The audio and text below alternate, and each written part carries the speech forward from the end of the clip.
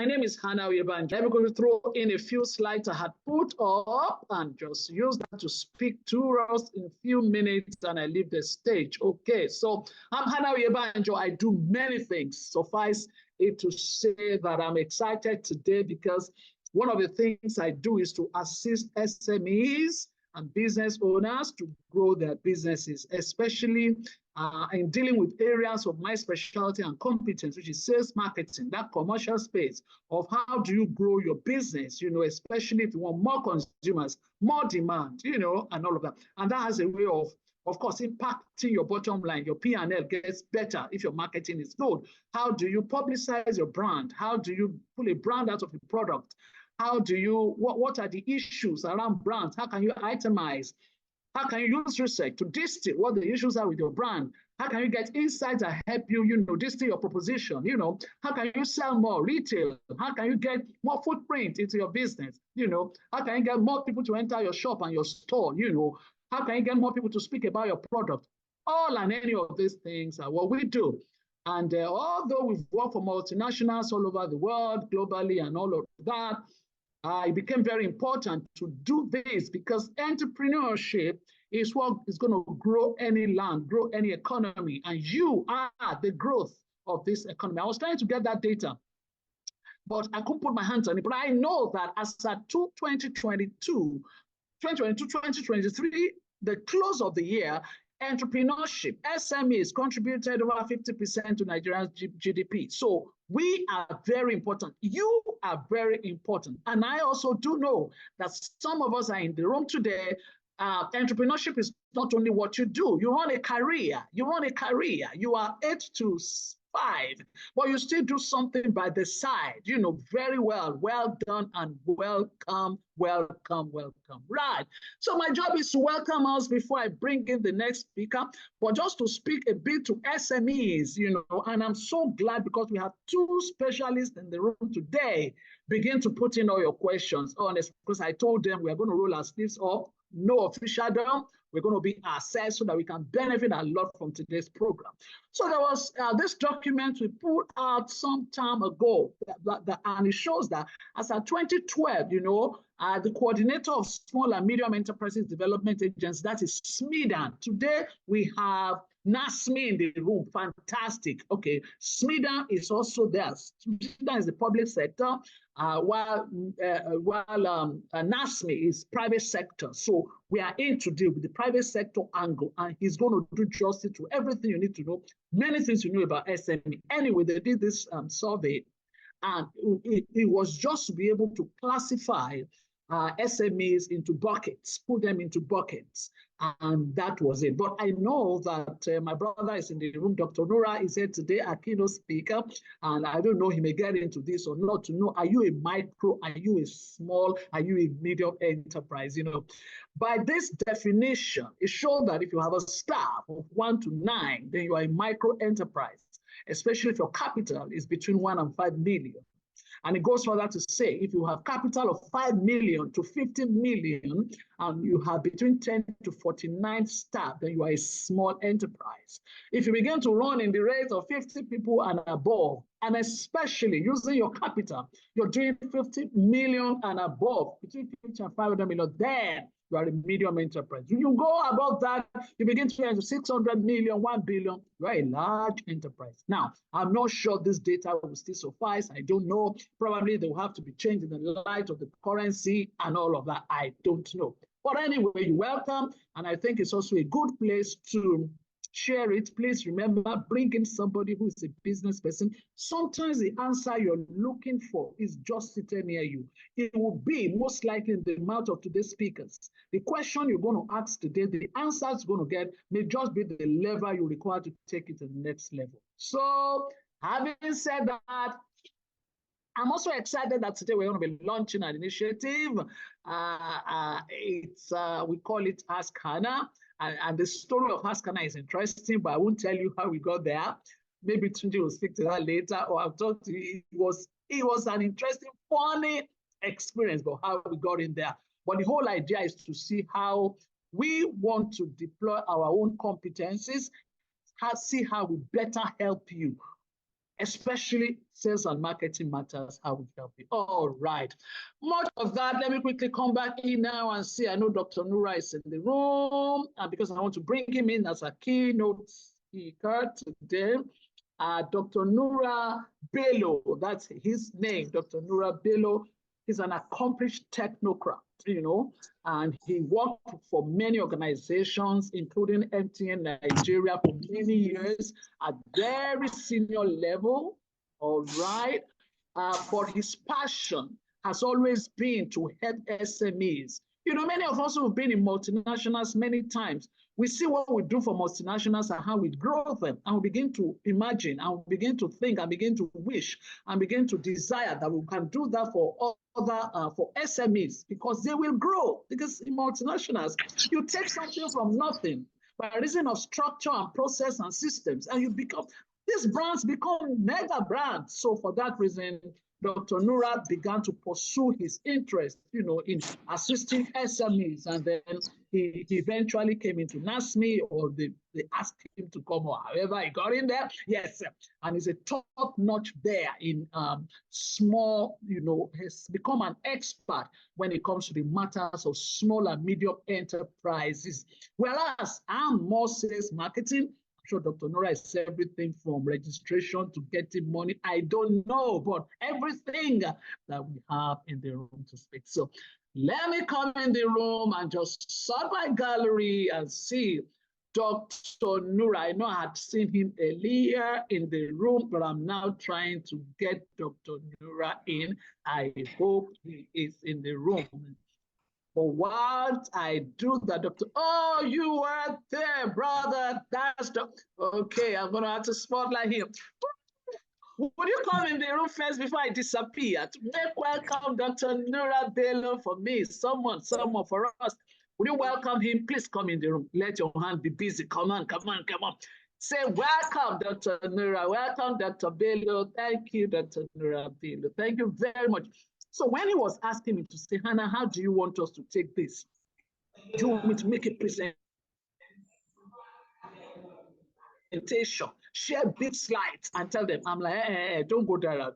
You are an expert. Just talk to us. You are a keynote speaker. Don't worry. You just speak to us. I know that Bumi Adela is a strategist.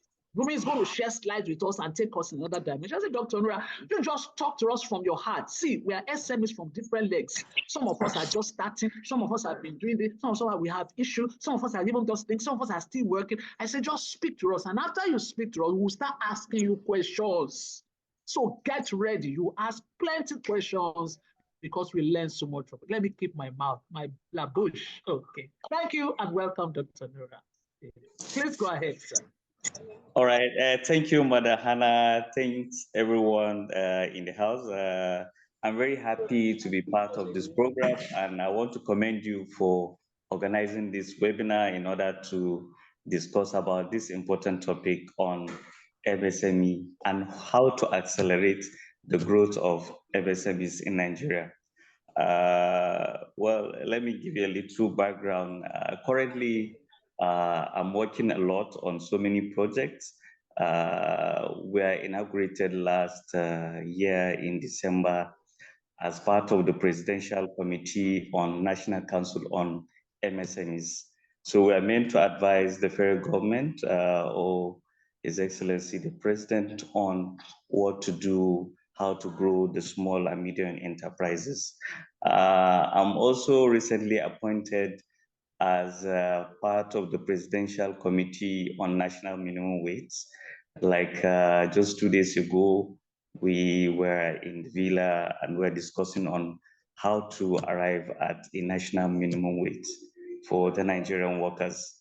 So as you can see, I'm actually very busy on so many national issues and most especially on the MSMEs. So, but to come back to the subject, I just want to give us a little background as to micro, small, and medium enterprises. Based on statistics from that's National Bureau of Statistics, we have over 35 million MSMEs in Nigeria today. And part of those MSMEs, they contribute 48% to our GDP. And when it comes to employment opportunities, they account for 80%. That means the bulk of those people that employ in Nigeria is not the federal government, it's not the state government, but is the private sector. So the private sector actually has a great role to play. And when it comes to export, they contribute about 6 to 7% in terms of export. So MSMEs in every part of the world, they are actually the engine for growth.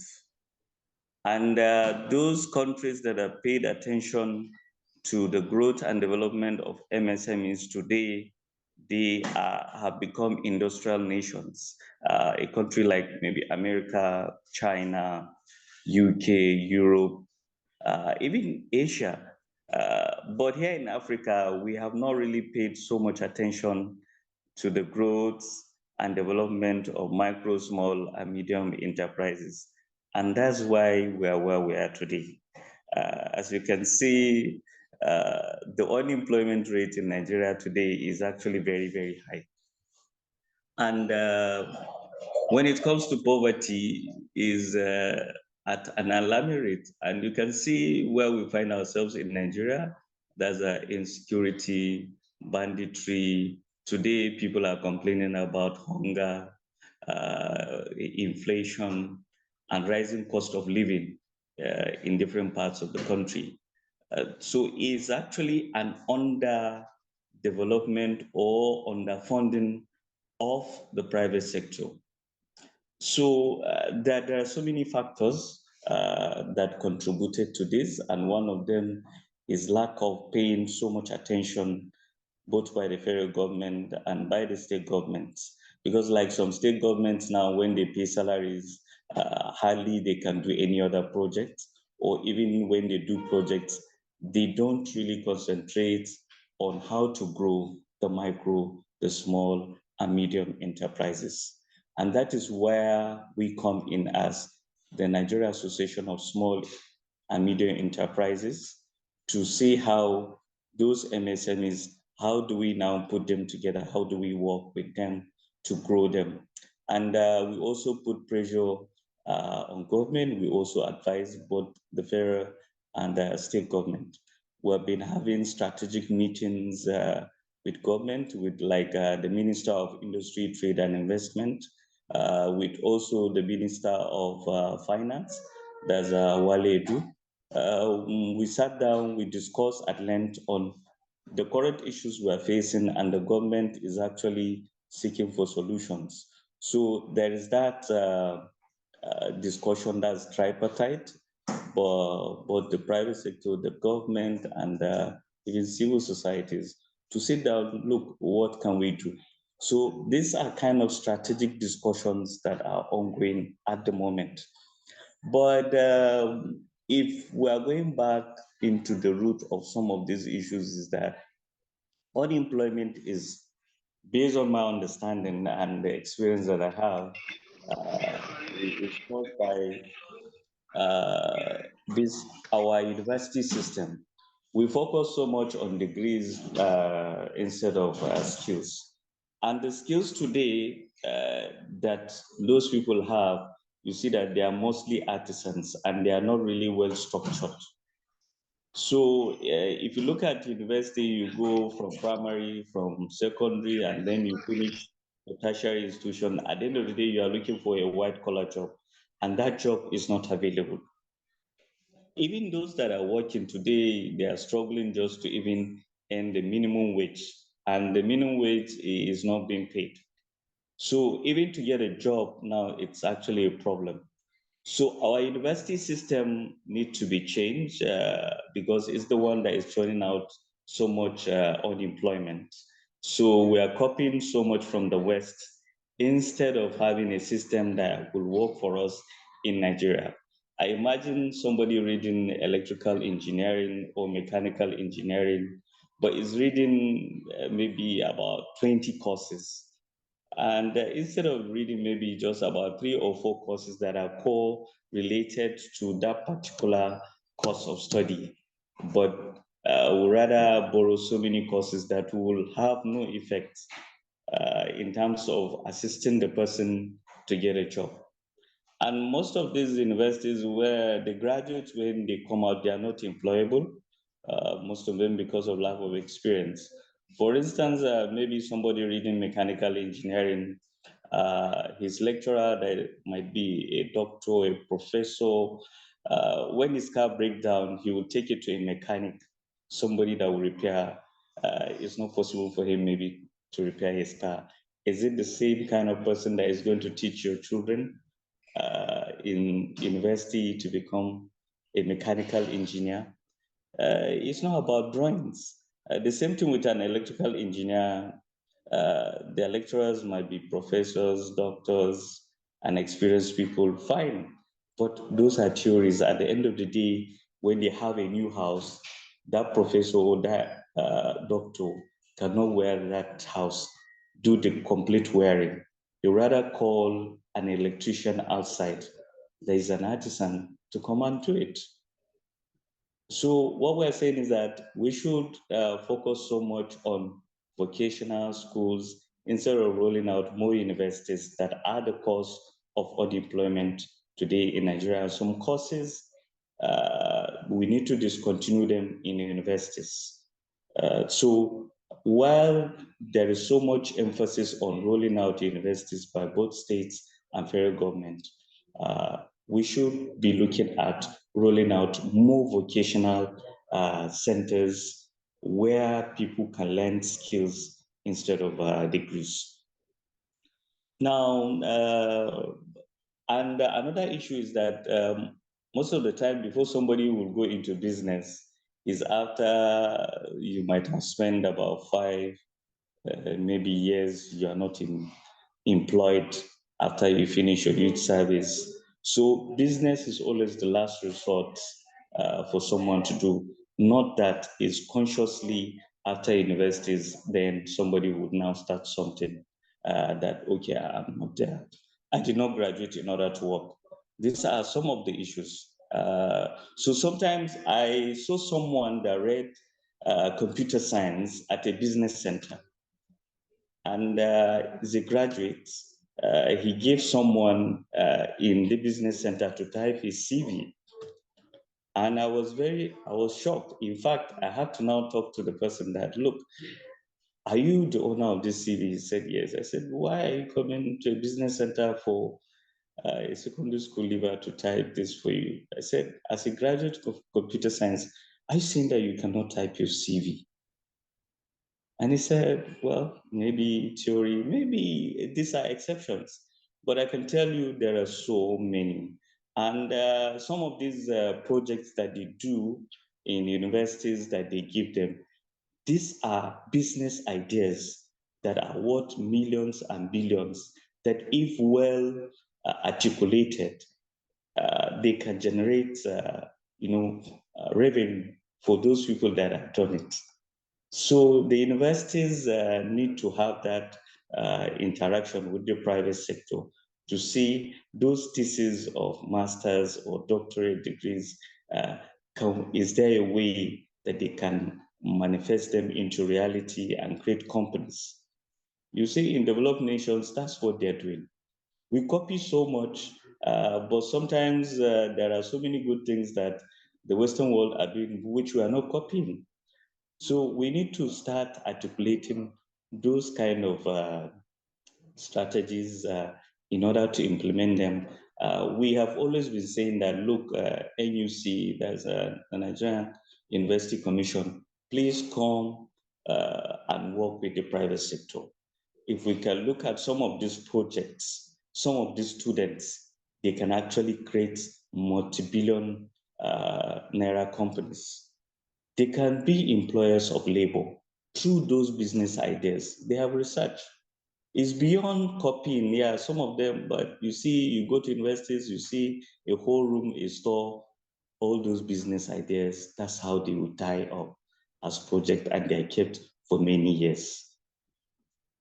So we need to change that. I just talk about some of the reasons why there's so much unemployment.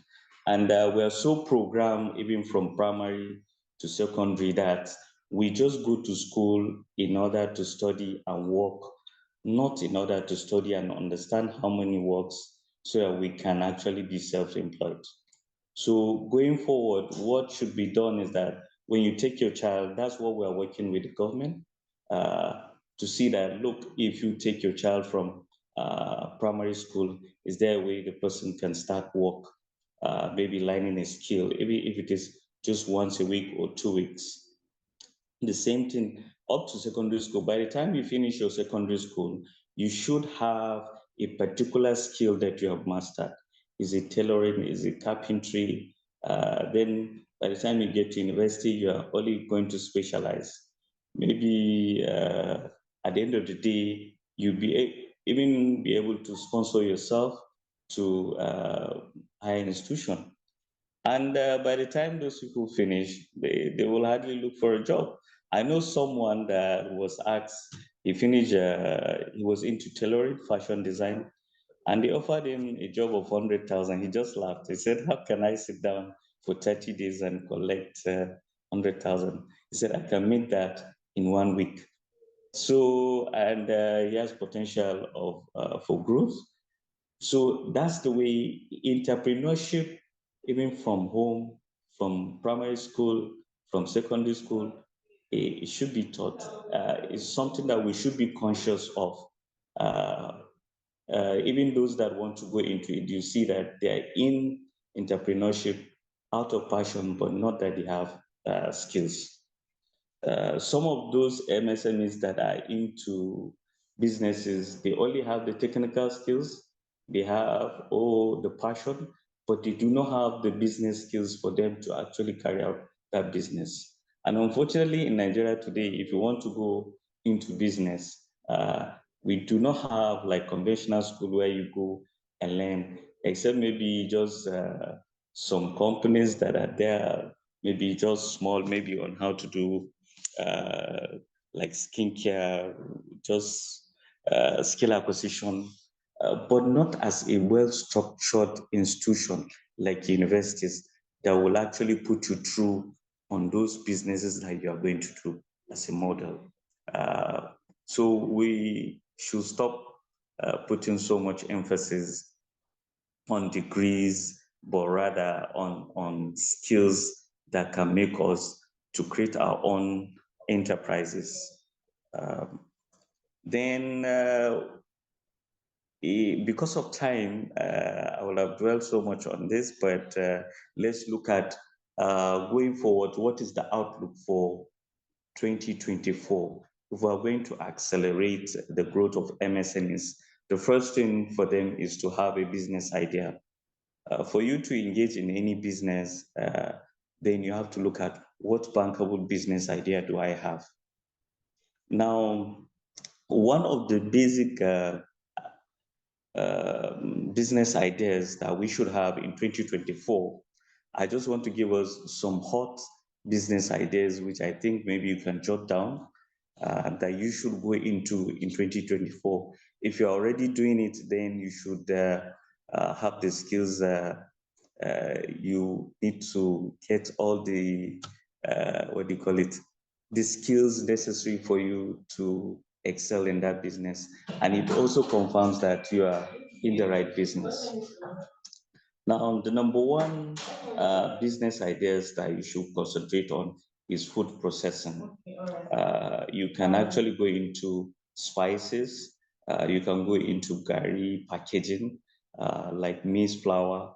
You need to add value to maize and make it into maize flour, or rice into rice flour, beans into beans flour. You are adding value to it and then package it well. I know someone in the National MSME Award that won an award under the category of spices. And even in those people that are into export, I can tell you spices is one of the money generating or spinning ideas that you can have. Even people abroad, they are seriously looking for spices. They want to have that Nigerian taste, but it's from the spices. So from that National SME Award, I know of a lady that won a car, and in addition, she had also, I think, about 2 or 3 million she was given under the spices because it was well packaged. And if you see it, it looks like a foreign product. So in terms of money also is actually a money spinner. So you should go into food processing. Then drinks. If you look at the kind of drinks that we consume today in Nigeria, is so alarming. And most of these drinks are imported. You imagine maybe like a tamarind drink. We have so much tamarind, that's Anya, in Nigeria today. Let's say in KB, if you want to buy maybe that of 300, 500, is so much that you can put in a nylon. And all you need to do is just to put it inside water, you soak it, and then you convert it into drink and just add sugar. And it will taste very good. But a lot has been imported from China. That tamarind is one of it. And something that they can buy from, they'll buy or import from Nigeria, and then they process it and they bring it back to Nigeria. Same thing with ginger. Ginger drink is something that is very good and is also medicinal to the body. But we see ginger drink being imported, and we also have ginger tea imported from China. I imagine the kind of ginger that we have. Kaduna is a very good state for, I think is the state that produces the highest ginger in Nigeria, in Kafanchan. So if we have so much ginger in abundance and is so cheap, why do we have to consume tea from other countries, most especially from China? Go to supermarket and you see different brands of ginger tea, and hardly you see one brand of maybe ginger that is produced here in Nigeria. So it surprised me. So as much as possible that we're looking for ginger drink or ginger tea, for me in 2024 is a very good business that you can go into because of the medicinal aspect and the taste also. And then we also have the hibiscus. That's zobo tea is also highly medicinal that you can either make as a drink or you can make it as a tea, or you can do both. So some people also join ginger with clove. If you Google it, you see the medicinal value of ginger and clove, or ginger with dates. Dates powder is also consumed now because of changing lifestyle. People are shying away from sugar. So it's actually a problem. So there are so many entrepreneurs that have gone into the production of date powder, date syrup that is consumed just like honey. Then cosmetics. Because of how we feel about our body, we want skincare products. So production of body lotion, body gel, body soap is something that is going to be very good in 2024. If you're in that business, I will urge you to continue, because if you target women and even children, though even we men, we also concentrate so much about how our skin looks like. So skincare products is very, very important. Then hair care product, maybe for the hair to be maybe dark, for growth and the rest. Then the liquid detergent. If you enter supermarket, you see a lot of, I was surprised here in Abuja, I went to a big supermarket and I could not believe it that I saw so many detergents imported from UK, not even produced here in Nigeria. And I was wondering that why can't we, do our own liquid detergent? Why do we have to import as small as a detergent that we can produce? There are so many people that are doing it, but not as much as they should, and maybe it's not well packaged. So in 2024, this is something that you can do. And in 2024, you should also look at technology-driven solutions, or let me give you an example. You see the likes of MoneyPoint. Today, MoneyPoint is bigger than the biggest bank in Nigeria. And I think they started operation about 5 years ago. And we have seen the likes of OP, we have seen the likes of Flutterwave, Paystack. These are Nigerian companies, but somehow they have to partner with some private investors outside the country. Now, but that is technology for you. It has broken the barriers. There are no borders. So in 2024, you need to look at what are those problems that you think you can use technology as a platform to solve. We have seen the likes of, we can see the likes of Jumia, Konga as a platform for marketplace. It has gone up. They're looking at Alibaba, Amazon. These are companies that have gone far. Yes, you can create your own to take care of a particular niche. You can say for this platform is just for skincare products. This platform is just for food, anything food processing. I've seen even today, there's iFood. They just recently launched. They're looking at how they work directly with farmers. And these farmers, they'll buy directly from them. They're trying to cut middlemen. So you buy their food items at a cheaper rate than the market. That's a new technology. And so many people are bringing technology. So you can as well be into food process. You can be making fast food at home. You can have a platform where people can order, and then you have a delivery man that can deliver it for you.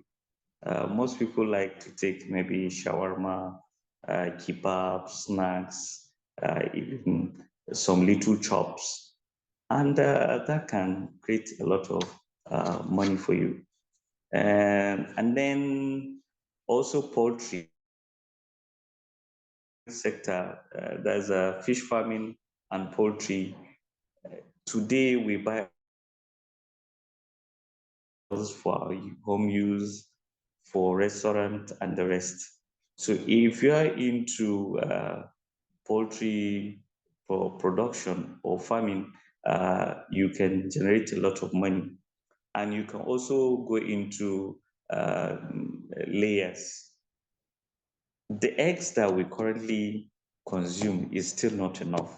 We do not have enough farms to satisfy the demand for eggs in Nigeria today.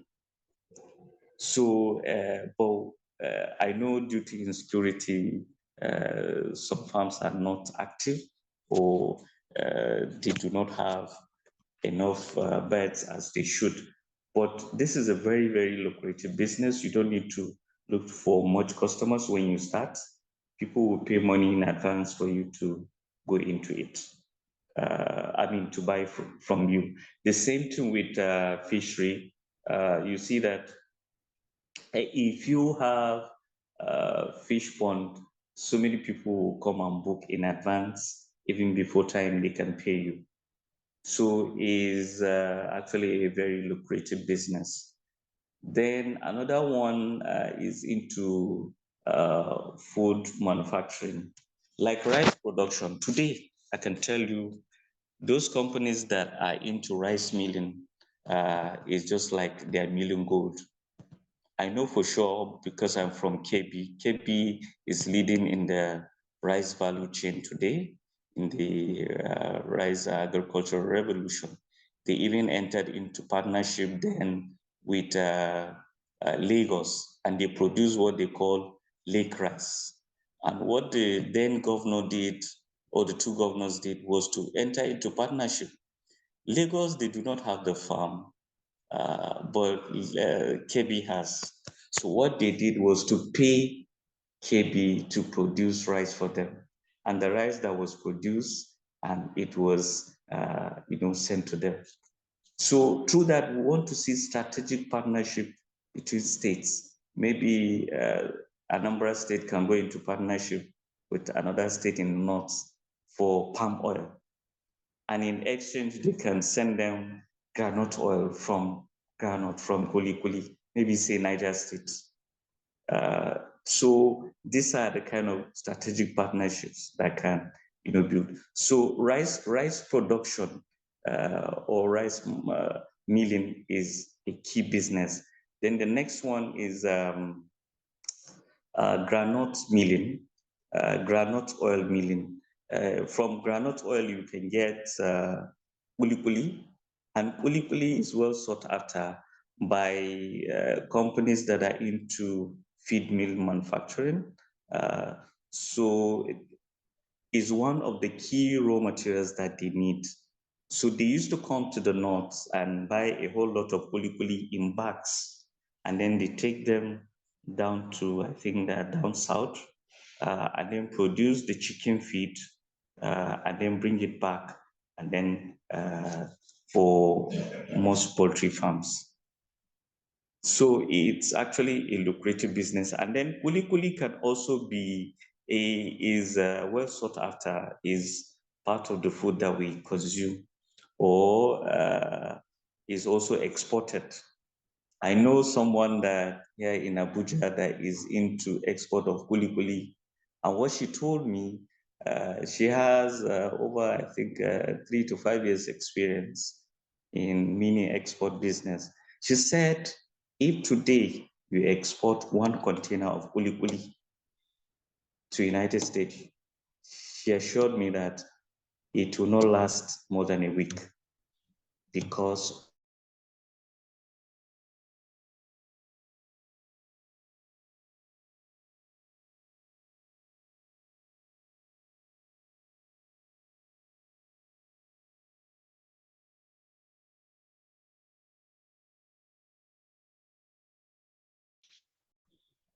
okay, what I want to say is that, let's say maybe you have a fish pond. Instead of you selling the fish after it has reached the maturity period, you can actually get it smoked, you add value to it, and then you sell it. You make more money from it. Mm. Then the last one is export. That's mini export. Export today, I can assure you, is one of the most lucrative businesses that you can go into. And those people that are into mini export, they are really making money, not just in naira, but in dollars. So mostly Nigerians in diaspora or Africans, they want to have that taste of their normal dish back at home. So they order things like smoked fish is the #1 product. Smoked fish, if you're exporting it, is good. And if you want to know that, just go to any maybe shipping house and find out. You see those that are into this mini export, what do they export the most? They'll tell you small fish, egusi, gari, kuli kuli, bomo, and a host of others, like maybe maize flour, even kilishi. Though kilishi is restricted, like in US, Canada, and UK, but in China and some other places is allowed, because it's beef, so they want to have control over that. So you can export to United States under AGOA, and it will be duty free. And though you can export without even having NAFDAC or SON, that these are things that you apply in Nigeria. Maybe you spend like 6 months, one year without getting.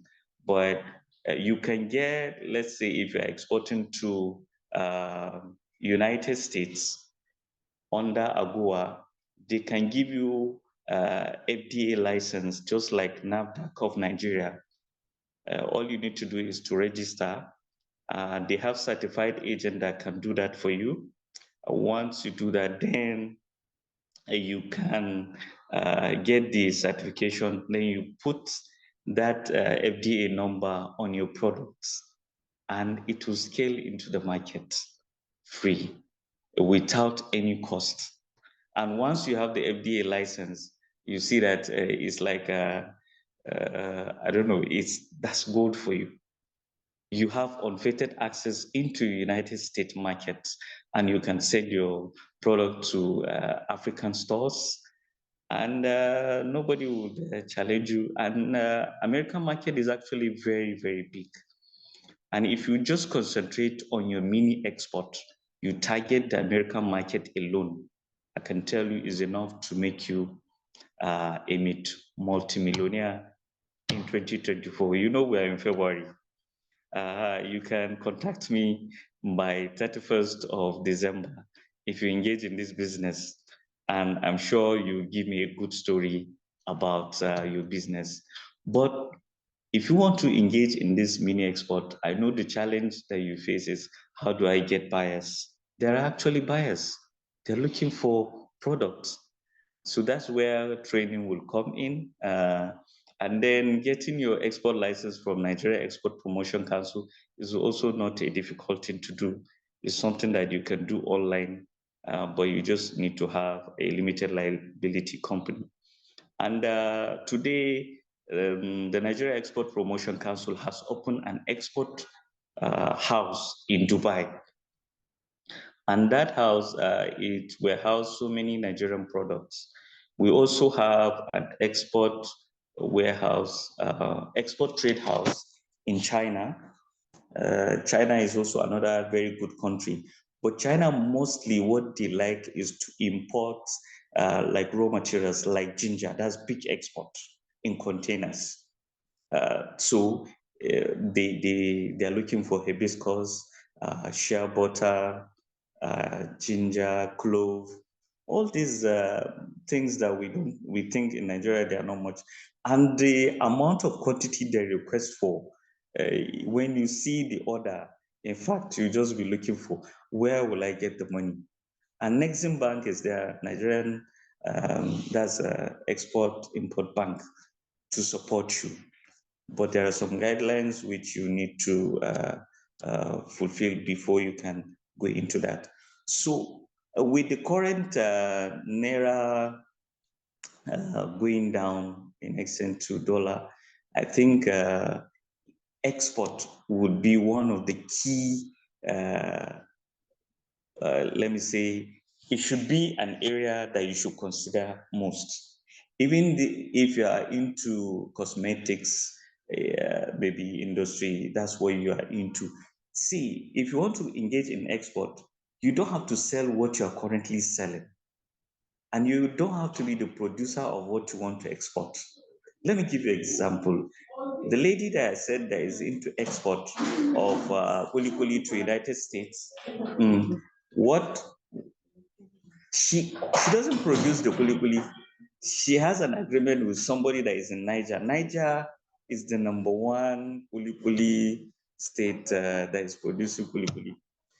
So she just entered into an agreement with someone, and she tested the kuli. It tastes very, very good.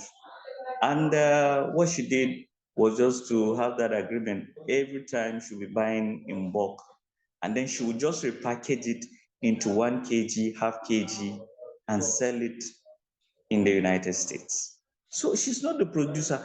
Don't sell what you want to sell. Sell what the market wants, and then the market will reward you. Don't think for the market.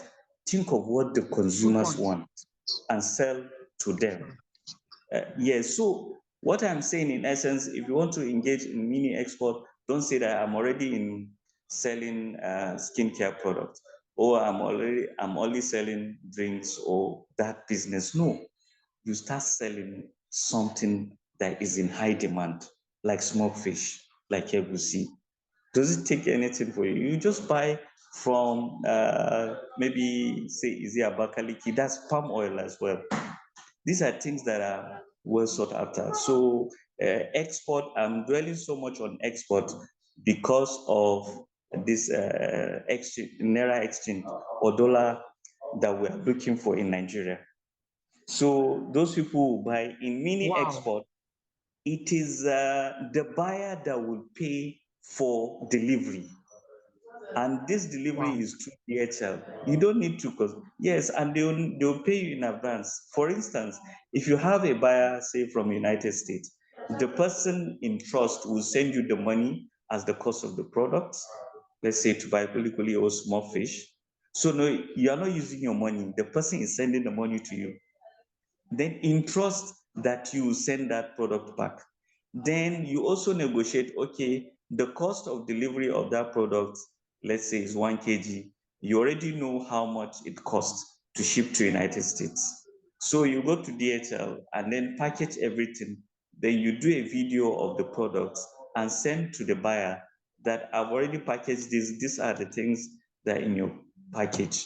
So, and this is the DHL number. Within 3 to 5 days, it's delivered at the doorstep of your customer in US or in Canada or in UK. So everything. Dr. Nura, Yes, ma'am. in fact, this is too sweet. I'm stopping. I just want to comment because it's like I've been having people, private chat me to say, yeah, this is the point, especially this exportation. And I Yes. think that quite a number of us here will be interested in this. So because our time is short today to handle this exhaustively, I wanted to ask, Doctor, how can you handhold somebody like me and you, JJC, somebody like me and some of the people who are private chatting me, who really want to make more money? They have the energy to aggregate. They can do everything, but they want to be handheld. They want to know how. How should we go about it? Is it that NASME, you want to encourage us to do? Is there somebody in NASME? Should we have another webinar to speak on it? How from your experience, so that it will become a reality for us? Okay. We want to earn more dollar. Yes, that's the way. Yes, and you're also helping the country. You guys, remember me when you start earning your dollar. Remember me, Dr. Nura, let me tell you so that when you start earning this money, guys, remember. Okay, go ahead, sir. All right. What I want to say is that it requires training for about 4 to 6 weeks. The first thing is to understand what are those hot products that you can export. Then the second part is for you to know how to get buyers. And the third one, how do you package and send? And then the last part is mentorship. So you undergo the training, but the training is actually a paid program. That's the other flip side How of it. expensive is it, Doc? Let me push you. I'm speaking for my people. It's not something. It's just within the range of 50 to 100,000. So it's not. Fantastic, Doctor. Please, there are people interested. Honestly, I know. Okay. So I will take that as an action plan. I'll come back on that one. Okay, thank you, sir. Okay. Go ahead, sir. And I can Please, tell you Doctor, that. can you do another 10 more minutes? Okay, no problem. After 10 more minutes, we then start taking questions. Thank you. Okay, no problem. I'll round off soon. The reason why I'm dwelling on export is because that's the way to go this 2024. We should look at how we can get dollars to come in, and that will make you richer. You get these people to pay you in dollars in your DOM accounts. So, but what I want to say is that anybody that is going to undergo the training under your platform will certainly have a discount. So, madam, thank you so much. Then, thank you yes, so much, Doc. This is sweet. This is very sweet. Thank you. Yes. Thank you. Then, so while I'm trying to round up, another issue is that, okay, after you have your own good business idea, most of the SMEs, they do not have a business plan. The business plan is your roadmap that gives you an insight as to what you need to do in order to succeed in your chosen business. You also do a financial forecast to know whether that business is profitable or not. You have a projection for the next 3 years, 5 years, how is that business? So people cannot actually do it, put you through on that, but you should have an understanding of where you are going. plan, you should also have a marketing strategy for your business. If, for instance, you have chosen you want to go into skin to be your marketing strategy. So many SMEs die because they want to do everything by themselves, and it's not possible. So I think, Madam Hannah, I want you to come in and speak about that aspect. I don't want to go into it because I know that's your area of expertise. Yes. Same thing with sales. So many entrepreneurs that are into businesses, but they do not have a sales target. They do not have a sales team. And you think maybe your sales is going to change? No. If you think you can do everything by yourself within 24 hours that you have to live, it's not going to be possible. So successful companies, they have a model. If you want to be successful, you just have to follow that route. Then bookkeeping and accounting. So many entrepreneurs, they do not have that system of keeping records. Some people, they'll buy products, they'll produce, and at the end of the day, they don't even know the total cost of the production, how much markup can they add to determine the price of that product. While some, when they do that, but sometimes if you don't do bookkeeping at all, I can bet you that you can't know exactly how much you are earning. Let me give you an instance. There's somebody that is into restaurant. He started from fast food and then he moved to restaurant. He has a passion for the business, but the problem is that he doesn't know how many modu will produce X number of plates because of the tomatoes, the meats, and what have you. He doesn't know how to put all that as his total cost of production, to know the cost per plate of the food he has produced and how much has he added as a markup. Whether, so he's thinking that he's in business. And he told me, I said, look, you are only in business because you have passion for it. But in reality, you're not in business because you don't even know the nature of business you are into. So we are working with him, and I got somebody that is working with him that will put him through. That's many SMEs the reason why they fail. If not, he has not come in contact with me, I'm sure that business would have closed down. So registration, then, sorry, before I go, like profits now, by the time you determine your profit, you're supposed to divide that profit into 3. That's what we do. Some people divide profit into maybe just 2. I don't want to go into detail of accounting. I'm just giving us basic for us to have an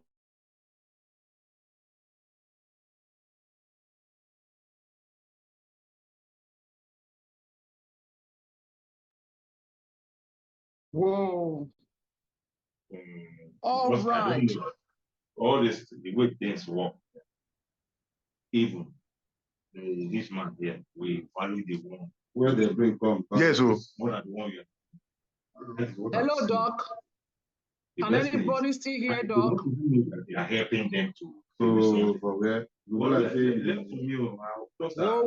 something is wrong. Oh, we can't hear him. What's his voice? Yeah. Can we mute everyone then? Yes, that's what we want to do. Timothy, backend admin, what's happening? I think doctors system froze. If anybody can still hear me, can you hear me? Yes, we can hear you. Thank you. Yes, we can hear you. Yes. Thank you. I think Doctor has some issue. Anyway, Doctor is rounding up because of our time. But I just went in to send a message to my team to say that we should quickly drop a WhatsApp page. There's a WhatsApp group for people. If you are interested to join that page, please join. What we'll do is it becomes easy because there are people, I don't know where you joined from. I don't know if you got the email. I don't know if we have your email because we just send this link to everybody. So for some of you, we may not have your data. If we don't have your data, I can't reach you after this.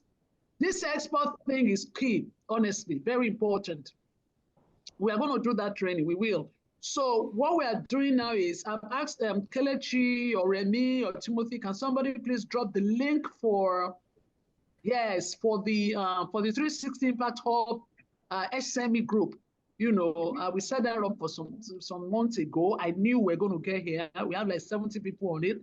If you can just join, so it will become a quick way of interacting with us. We'll still send the email to people. If you registered, you will get we'll send the information to you. Okay, all right. So unfortunately, Dr. is out of it. I was just about rounding him up because of our time. So we need to move very quickly now. Oh my God. Let me move you straight to our next speaker.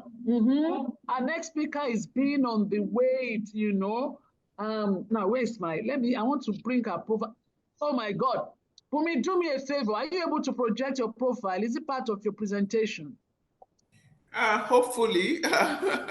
So I'm just using, yes, I think I should be able to. Okay, yes, okay. Ladies and gentlemen, I have in the house a strategist. This person is a retail expert. She's worked across the globe, honestly, with multinationals, with conglomerates, with diverse experience, and somebody who is highly strategic, highly sought after. I'm telling you, really. Is highly sought after, I'm telling you. So I was so grateful when I told her, please, can you come and tell us about entrepreneurship? And she said, yes. I'm like, thank you. Ladies and gentlemen, she's going to tell us, her profile is somewhere, I have it on my phone, but I know if she put it up, I can also do the honor of reading it and telling you, just speaking to who she is, you know. This wonderful woman, yes, fantastic lady, yes. I think I'm seeing the profile somewhere. Can you see my screen now? Okay. I'm not able to. You're not able to view this, to see the screen, right? Okay. Do I have? Can you move to your next? I can't move. It's not allowing me to. You can't move? Okay, maybe I should stop. Maybe are you sure and I think I should end my own slide. I think I've not ended my. Okay. I think maybe I didn't end my own. So you're unable to move, right? Okay. Yes. I want to stop my own presentation. Okay. Try and see now. Okay. Has it moved? Let me reload it. Okay, thank you. Yes, I'm so sorry. I think I was still sharing. So now I've stopped it. So, no problem. All right, thank you. So we're going to listen. Bumi is the next speaker. And after that, we'll just do launch Hannah thing. It starts about like, okay, that'll be like 10 minutes. And then we'll be home and drive.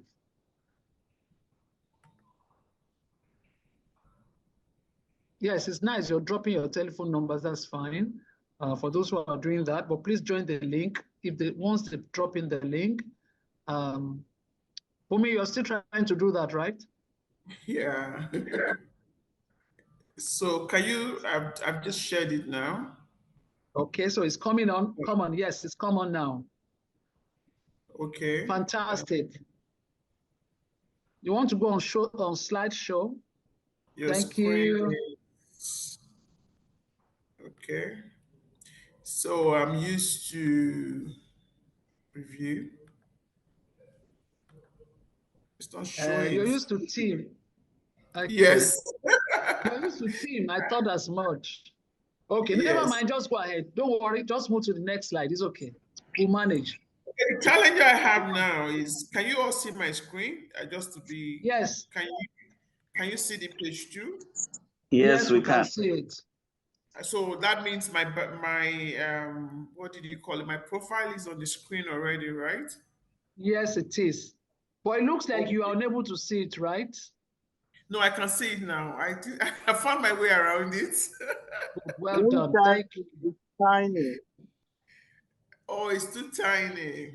Yes, that's the point. And I couldn't, because you can't do slideshow. Oh my goodness. Okay. Oh, slideshow will help us appreciate. Okay, give me, I know you sent me your presentation. Yes, but if you look at your WhatsApp, my profile is with you right now on your WhatsApp. Okay, you know what? I can read the profile. Let me read it. If you can manage to do the presentation, is that fine? Can you can do the presentation, right? Yes, okay. Yes. Even if we don't see the slide and we are seeing your face and hearing you, it's fine, like Dr. Nura did, which is fine. Okay, so let me introduce to us Bumi Cynthia Adeleye, who is currently, she's founder at Tunda, and she's also the Chief Strategy Officer for ShopRite Nigeria. She's a seasoned strategist with a wealth of experience in predicting the future for retail. I mentioned to you retail, and uncovering consumer and business truths and creating effective change strategies. She's a computer scientist too, and she has master's degree in information system. And in fact, this resume is long. Let me run straight that she's really driven, commercially minded, you know. She also has a Master of Science degree in Information System, University of Sheffield. She's in Nigeria, she's abroad, Europe, America, everywhere.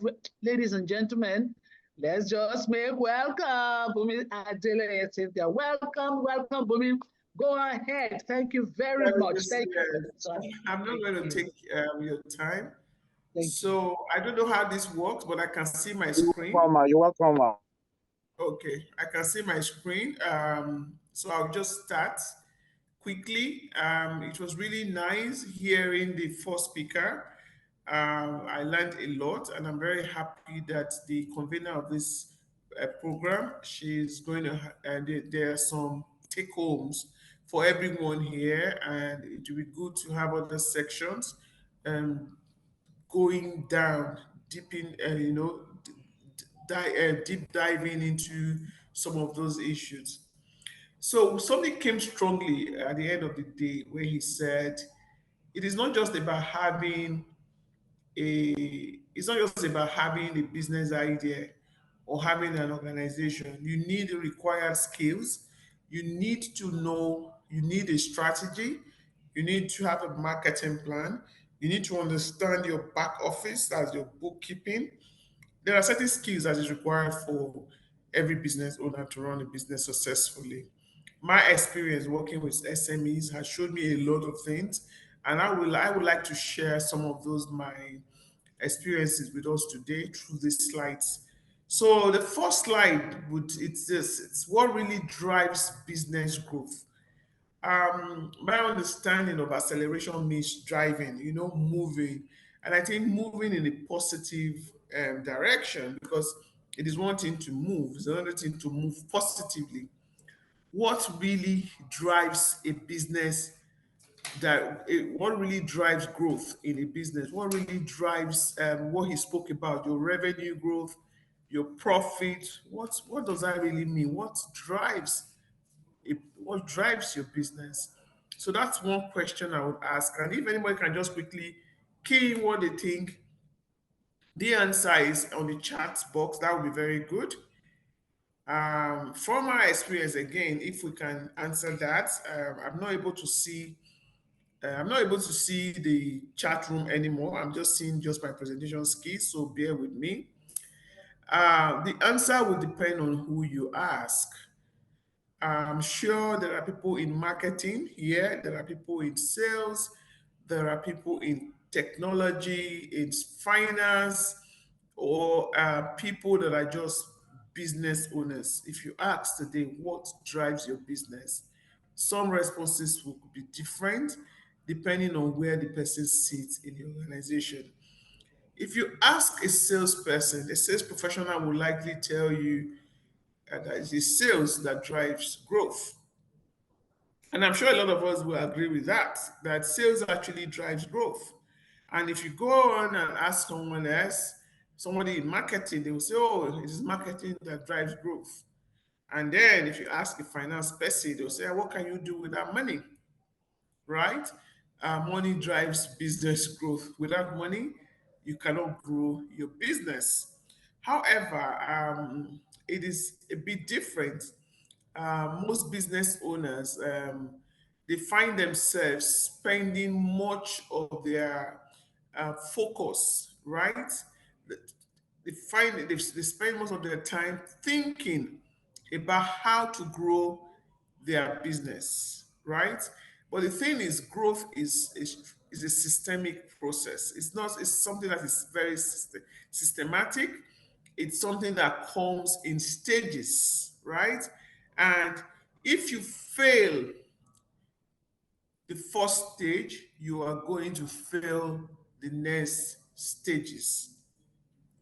Unfortunately, most business leaders do not think about business growth from a strategic point of view.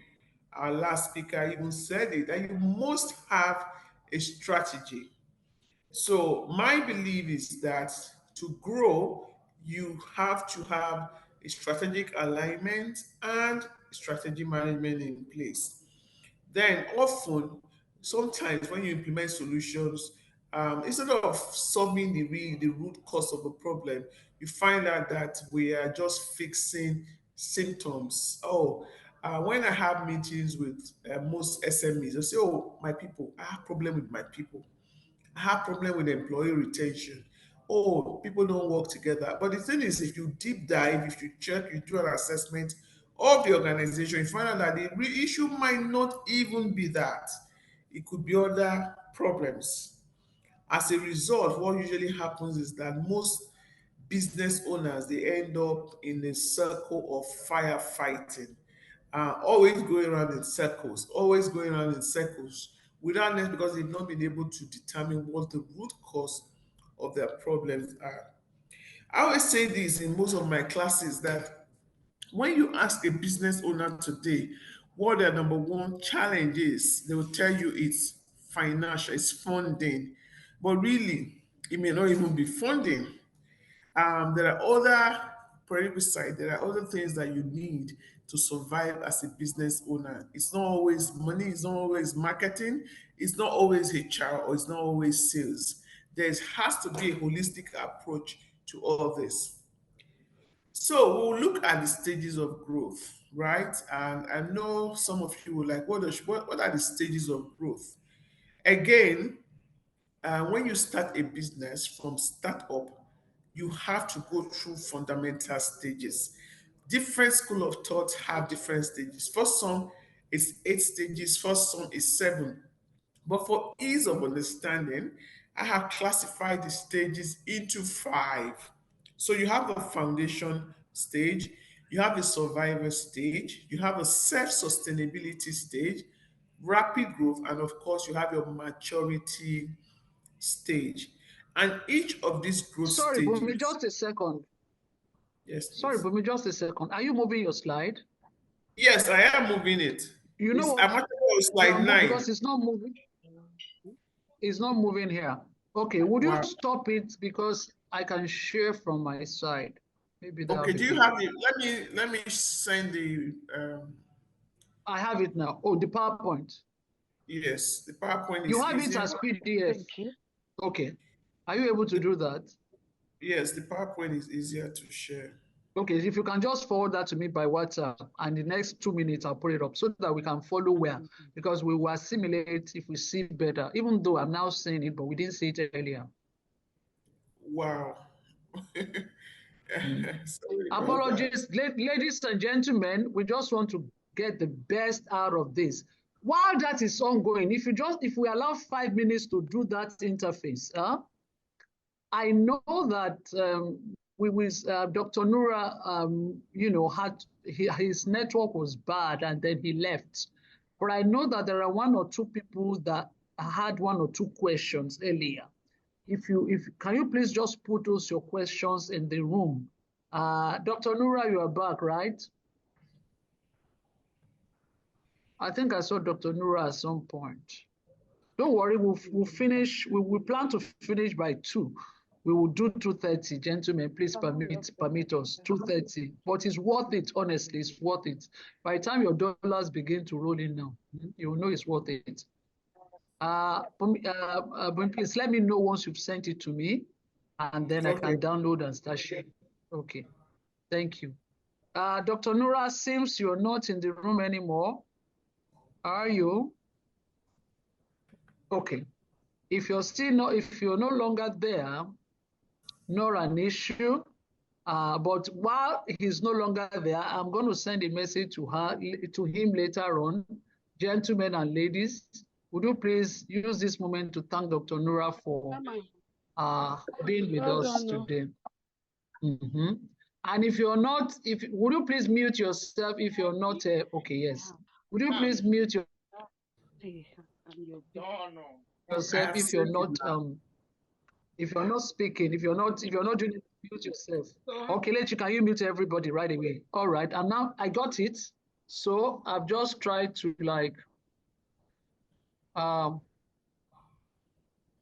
just trying to save it so I can download. Okay. Sorry, so, Hannah, yes. I'm actually back. I'm listening. Oh, you're back. Okay, yes. Dr. Nura, I was just saying that I know that one or two persons were asking one or two questions earlier, and I wanted to know. Yes. Okay, I also wanted to just have little closing remarks, just maybe 1 minute, and Thank you. Yeah. Okay, maybe. Please do that. Please do that. Bumi, please check your telephone. Let me send you a message while Dr. Nura is doing that. Okay. All right, maybe just the last part. In terms of regulatory registration, we need to register our businesses with either CAC, NAFDAC, and so on. But in closing, I want to say that, look, if you're a business, don't rely on government. You are in business on your own. In every rich nation, there are poor people. And in every poor nation, there are rich people. To either be rich or to be poor is a matter of choice. You choose to go into business, so therefore you just stay and do it well. If you are looking for access to finance, we can help you with that. If you are looking for access to markets, we can also help you that. But Madam Hannah has created a platform under which we can have this kind of conversations, which is very, very important.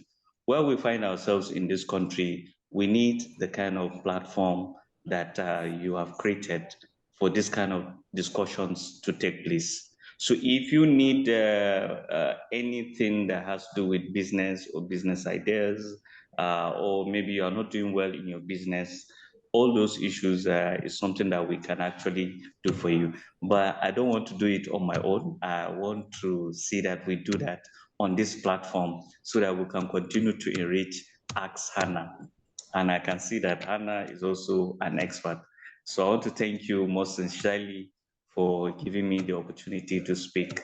Even though when I speak, because I do a lot of trainings on entrepreneurship, so maybe next time I'll speak for more than 30 minutes. All right. Any questions? Good questions.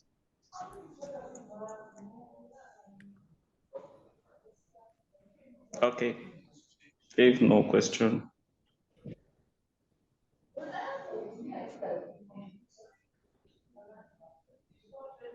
Okay, any more questions in the house for Dr. Nura when it has to do with entrepreneurship? Questions, where are you? While I'm trying to download that document. Somebody was asking a question earlier. If the person is still in the room, would you please go ahead and ask that question?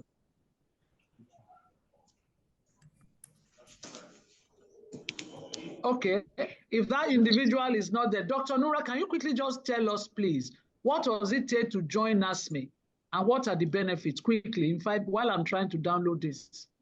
Okay. The advantages are much. For instance, you can get access to finance through NASME. We have relationship with Bank of Industry. Bank of Industry, they have over 75 billion now. So anywhere you are in Nigeria, we can actually fast track your process in accessing finance. We also work with Development Bank of Nigeria and some other financial institutions. So when it comes to also registration with regulatory agencies like NAFDAC, SON, we can assist you because it has a lot of issues, maybe while registering. Registering with CAC, we can help you with that. Access to market, we do trainings on how you can upskill your business and a whole lot of capacity building. So if you want to register, I can send you the link. You pay online. You choose a category that you fall in. Maybe either you are a micro, small, or medium enterprise, and the cost is there. And it doesn't cost so much for you to join. You can even join as a nano with as little as 5,000 naira. Wow, interesting. How often are your meetings, please, Nasir? Sorry, come again? How often are the meetings? The Your meetings, engagements? we have chapters. So the chapters, they used to meet, I think, on monthly basis. Okay, okay, Yes, we fantastic. have all the 36. That's very interesting. So anytime you register, you will now be assigned to a chapter that you work based on your location. Okay, all right. And I think one of the things. Lest I forget, Go ahead, I'm actually part of the local organizing committee for Island Nigeria Business Summit that is taking place in April next year. This year. So those that want to participate is something that is going to be very good in order to build relationship. Those that want to go into exports is going to be a good platform for them to also attend. We do a lot of trade facilitation for international trade or on export. Wow, this is very powerful. All right, thank you very much, Doctor. We think that this is very useful, and many of us would be. I think what we'll do, I would get your link on WhatsApp and I will put it on our WhatsApp page on that 360 Impact Hub. So it becomes everything will be on one page for us. It'll be easy for us to access and people will join. On behalf of all of us, we want to say thank you so much, sir. Thank you very much. All right. Thank you, Doctor. On behalf of the and thank you for still being with us. Yes. On behalf of the SME, we want to say thank you. Yeah, thank you. Thank you, sir. Dr. Nora, you are still in the room. Wait, we are going to launch. We are going to witness the launch very shortly. All right, Bumi, there we go now. Can everybody see this? Is it better? Can everybody see my slide? Yes, I can see it. Yes, we can see it. Fantastic. Thank you. We can see it clearly. It's better. Oh, good. Thank you. Bumi, are you on this slide or should I move on? Yes, we can. Depends on, because I think they missed out. Like I said, this is where we are. What are the growth drivers? Let's run. Yes. What are growth drivers? So from what I said before, as business owners, most of you spend your time, your strategic focus, thinking about how to grow your business. What we're saying now is that it is a systematic process and it comes in stages. You don't just start a business today and expect to just grow to the rapid stage or to the maturity stage, like I have explained. So if you fail in the first stage, you are going to fail in the next stages. So we have to consider this. When Dr. Nuru was talking, he spoke about the need for you to have a strategy in place, for you to look at your marketing, your back office, your bookkeeping, your sales, your delivery, your cost of sales, the cost of doing business, etc. There are so many things that goes into running a business. So what we see today is that business leaders do not think about business growth in a strategic form. So, madam, so what we expect to say is, look, you need to first of all understand what stage you are in this process. Are you in foundation? Are you in survivor? Are you in self-sustainability, or you're in growth stage or in maturity stage? So the advice to most business owners is based on the stage they are in, they cannot develop their strategy, and that becomes the compass, the business compass for every decision that you make as a business owner. So if you go to the next slide, so for each stage, like I had mentioned in my previous, when I was talking before we had this glitch, that sometimes some businesses have different stages, different methodology, but this 5 for me is simple to understand. Some school of thought have 7 stages, some have 3 stages, but this 5 stage, I believe that as small business owners, you should be able to position yourself when you do a typical assessment on which stage you are. So if you are in the foundation phase, your only goal as a business owner should be to get your business to consistently break even every month. What that means is that your monthly cash flow, you have to get it to the point of consistent break even. And I don't know if everybody here, because I saw your introductions, if you understand what it means to break even every month, right? If you're in survivor mode, right, you need to consistently achieve your owner established profit requirement. You see, when you are in stage 1, you might not be achieving profit, but you're breaking even, you're able to pay salaries, you're able to do and take care of the basic expenses. But when you are in survival phase, you should be able to consistently achieve your profit requirements. Is it 1%? Is it 2%? Is it 3? Is it 10? Is it 20? Whatever your profit requirement is. And you know what profit is? At the end of the day, is all sales minus your cost of sales and your cost of doing your expenses, controllable and fixed cost. You have to consistently make profits. So for self-sustainability, you have 2 goals. One is either you sustain the business success created to this point. In other words, oh, you're just fine, you are okay with just making a 10% profit, 20% or 5% profit. You don't want to stress yourself. Or you say, no, I want to grow. I want to turn this business into a large corporation. And then if you choose part A, you have to have a separate strategy for that. You have to find a way to sustain your business. If you choose part B, you have to as well have another strategy to manage part B. And when you're in a rapid growth phase, you need to have just one goal to assure that the growth does not outpace any part of the company's operations in assets, resources, and system. What does that mean? Some businesses, probably last year, they would have made 1 billion in revenue, right?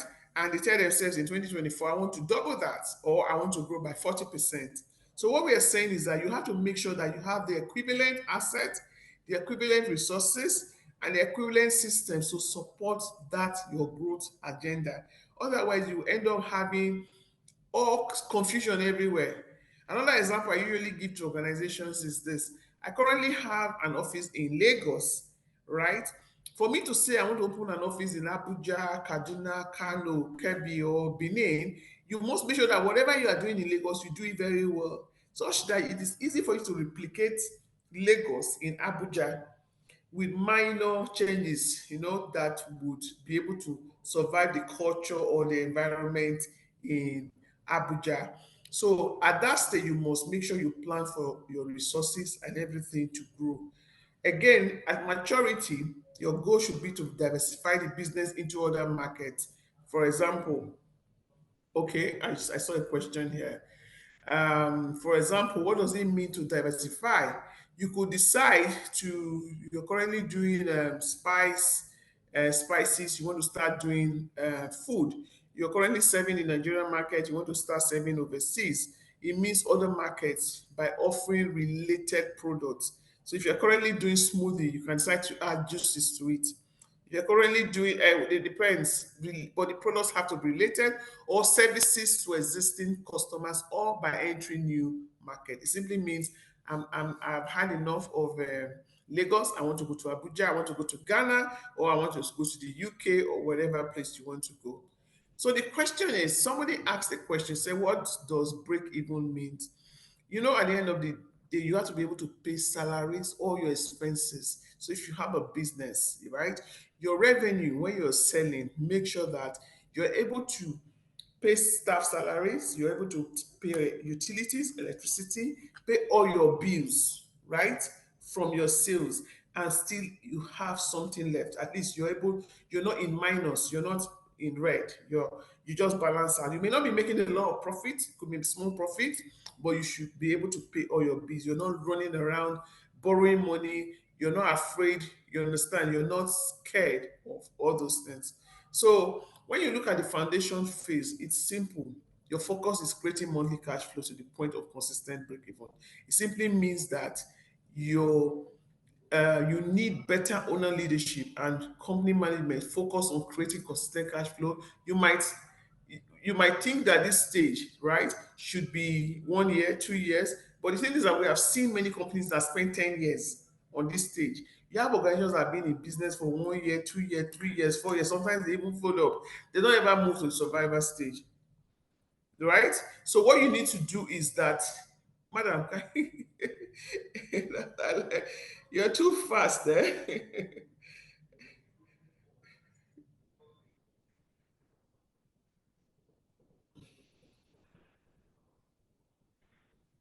Is it bad? Yes, please. Thank you. Okay.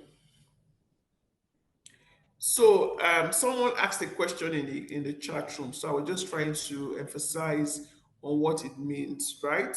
To the challenge from fixing your cash flow to dealing with employees and trying to find time for your family. And am I correct here? Somebody posted it. What it means is your total cost. I didn't see that what the person posted, but I think what it just simply means. I think you should I just want to suggest that you go on your presentation so that when we are done, we can then look at this so you are not distracted. Okay, fine. Okay.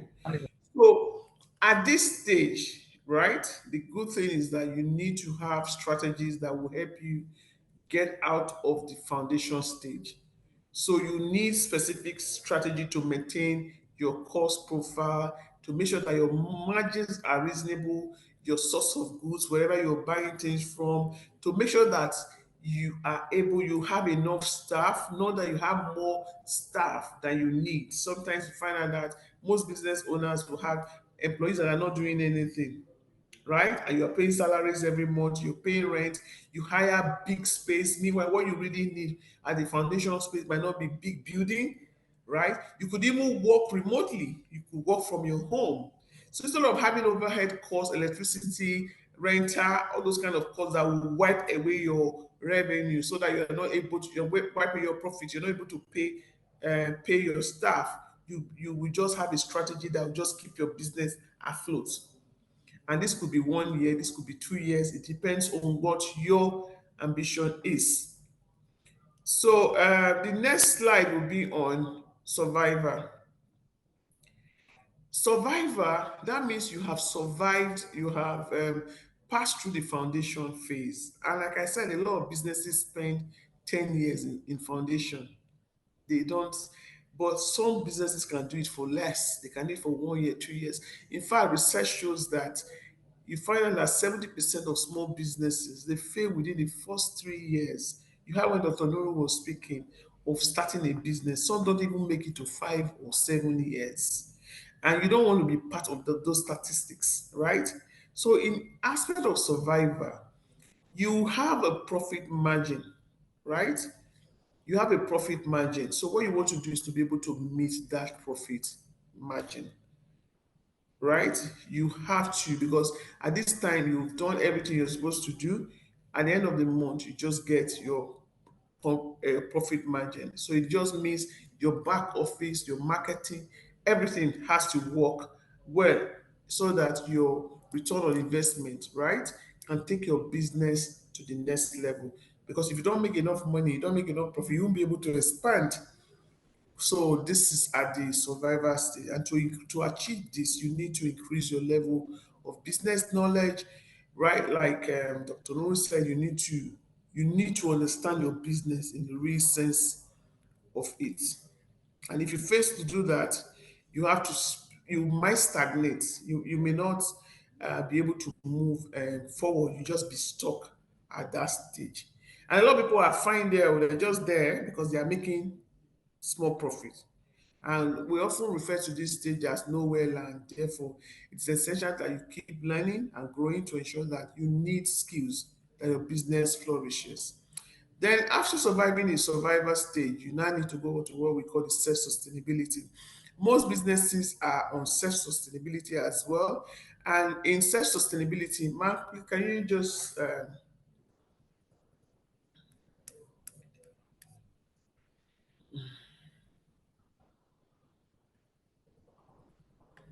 in self-sustainability, the ultimate goal for you is to generate consistent profit without your active involvement.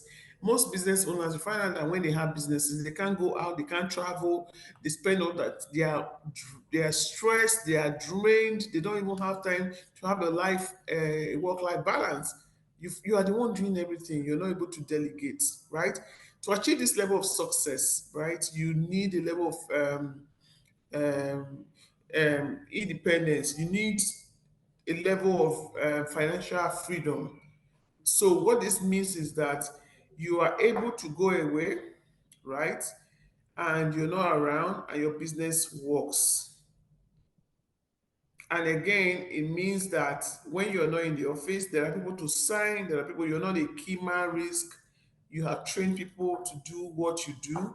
You're not the only one that has the knowledge about the business. Otherwise, there's a problem. So this we usually will say is the middle ground because you are still there. You are in between survivor and sustainability. You can't grow because when you're not there, everything collapse. So the question you ask yourself is, how can my business self-sustain itself? I'm able to break even every month. I'm making enough profit.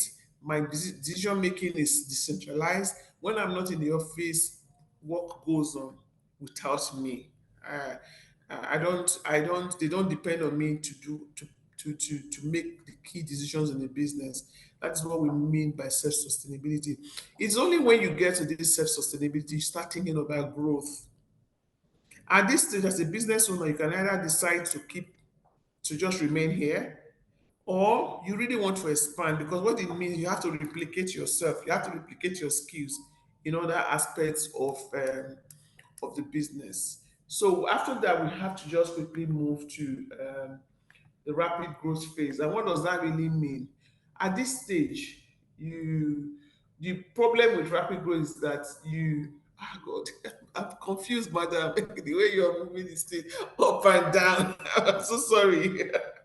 Yeah, I'm so sorry. You know what? But I think you missed something. That's why I moved. You missed. I didn't want you to because you already missed. You know, I think this is where is this one? Let me go back. Have you reached here? No. I was on self-sustainability. Okay, so let's do this. We had moved to self-sustainability. There you were, here. You have discussed this, right? But you didn't discuss the litmus test. So when I saw that, I saw you had moved. So that was why I moved. Do you want to discuss this? Yeah? Because I'm getting prompts from you on text messages. So I'm, kind of. Okay, so should I stay here? That's why I moved actually to your next. And your next is rapid growth. Maybe I should just use this slide, sorter like this. So we are seen by the side. Can we go to slide 17, please? So this helps me this way. Okay, good. Please go ahead. Okay. So the question. I'm waiting for you to tell me. Just tell me move, then I'll move. Okay, ma'am. So the question we usually is this still presenting or is just, can we project it? Share on your slides, sure. Like this, right? It's bigger this way and people are able to see it that way. So usually when we assess businesses, if this was a workshop or we had time to talk through this process, when you ask business owners where they are, most times you find out that most of them will tell you that there is self-sustainability. And when you ask them, take the litmus test. And the litmus test is very simple. The question is that does the business consistently generate profit without your intervention? Right? And when I say, what does that mean without your intervention? It means that they need you for salary to be paid. They need you for expenses to be spent. When there is a problem with PR, you're the one you're looking for. When law enforcement comes, you're the one that everything centers around you. In fact, you become a key man risk in the organization. That is, it means you're simply, even though you can generate profit, right? But they need you there. It means that you have failed that litmus test. What if your answer is yes to this? Then your business is self-sustainable and has real value because it is running on its own. But if your business is not self-sustainable, it means that you are still stuck. You are really not in self-sustainability. You are actually a survivor, and it is because the business relies on you on everything that they are doing.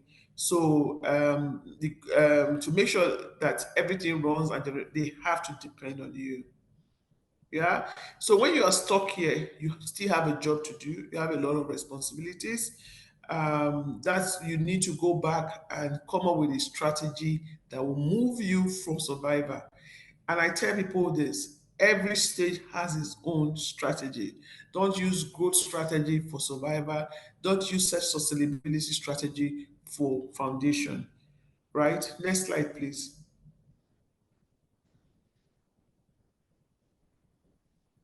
So now, when you are fully sustainable, the next thing should be how do you grow your business?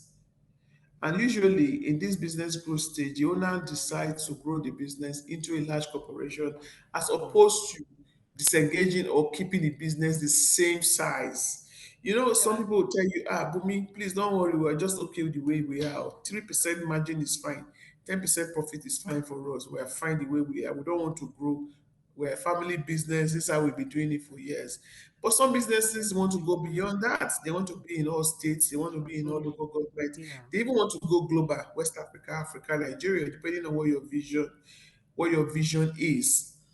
In that case, you need to do more. Yeah, you will need large sums of capital, right? That will take you to the next level. You need more customers. You need to grow your customer base. You need to make sure that all your internal processes are efficient, and you need to make sure that you have the right people working with you. Otherwise, it will fail on arrival. It will not.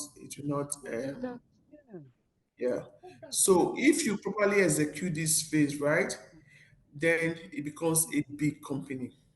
And if you do not do that, that could be the death of your company. And I'm sure you have seen a lot of businesses like that. All of us, some of us have done businesses, we started businesses, we're on our second, third, or fourth business, simply because we did not apply these principles. And I always tell business owners, trust the process. Trust the process. Most business owners go into business without planning. There's a need to plan. You plan ahead. I want to set up a business. What do I need? What are requirements? And for every growth stage, like I always tell people, there are different strategies, right? Can we move to the next slide, please? Like now, it is stuff that I'm looking for. For your listing, it's good. I'm sorry. So when it comes to maturity, it's a different. Mute yourselves. Thank you. Go ahead. For the maturity phase, it's a different ball game. It just simply means that you have achieved your different goals. You have achieved everything you need to achieve. Then you now need to ask yourself, what do I need to do next? Some companies will exit, they will sell off their company. When you hear people, oh, the company has been acquired. You weren't acquired because you were running losses. You were probably acquired because it was your plan from the beginning, right? So again, sometimes they get to a market that is saturated or they are just not ready. It depends on what it is at that point in time. Some companies have reached rapid growth, so they keep going down again because they just feel they made too much money, right? And they dropped the ball in maintaining their operational efficiency, keeping their costs. They became too big. So we've seen a lot of companies that got to the peak and then they went down again. So again, what I say there has to be a strategy.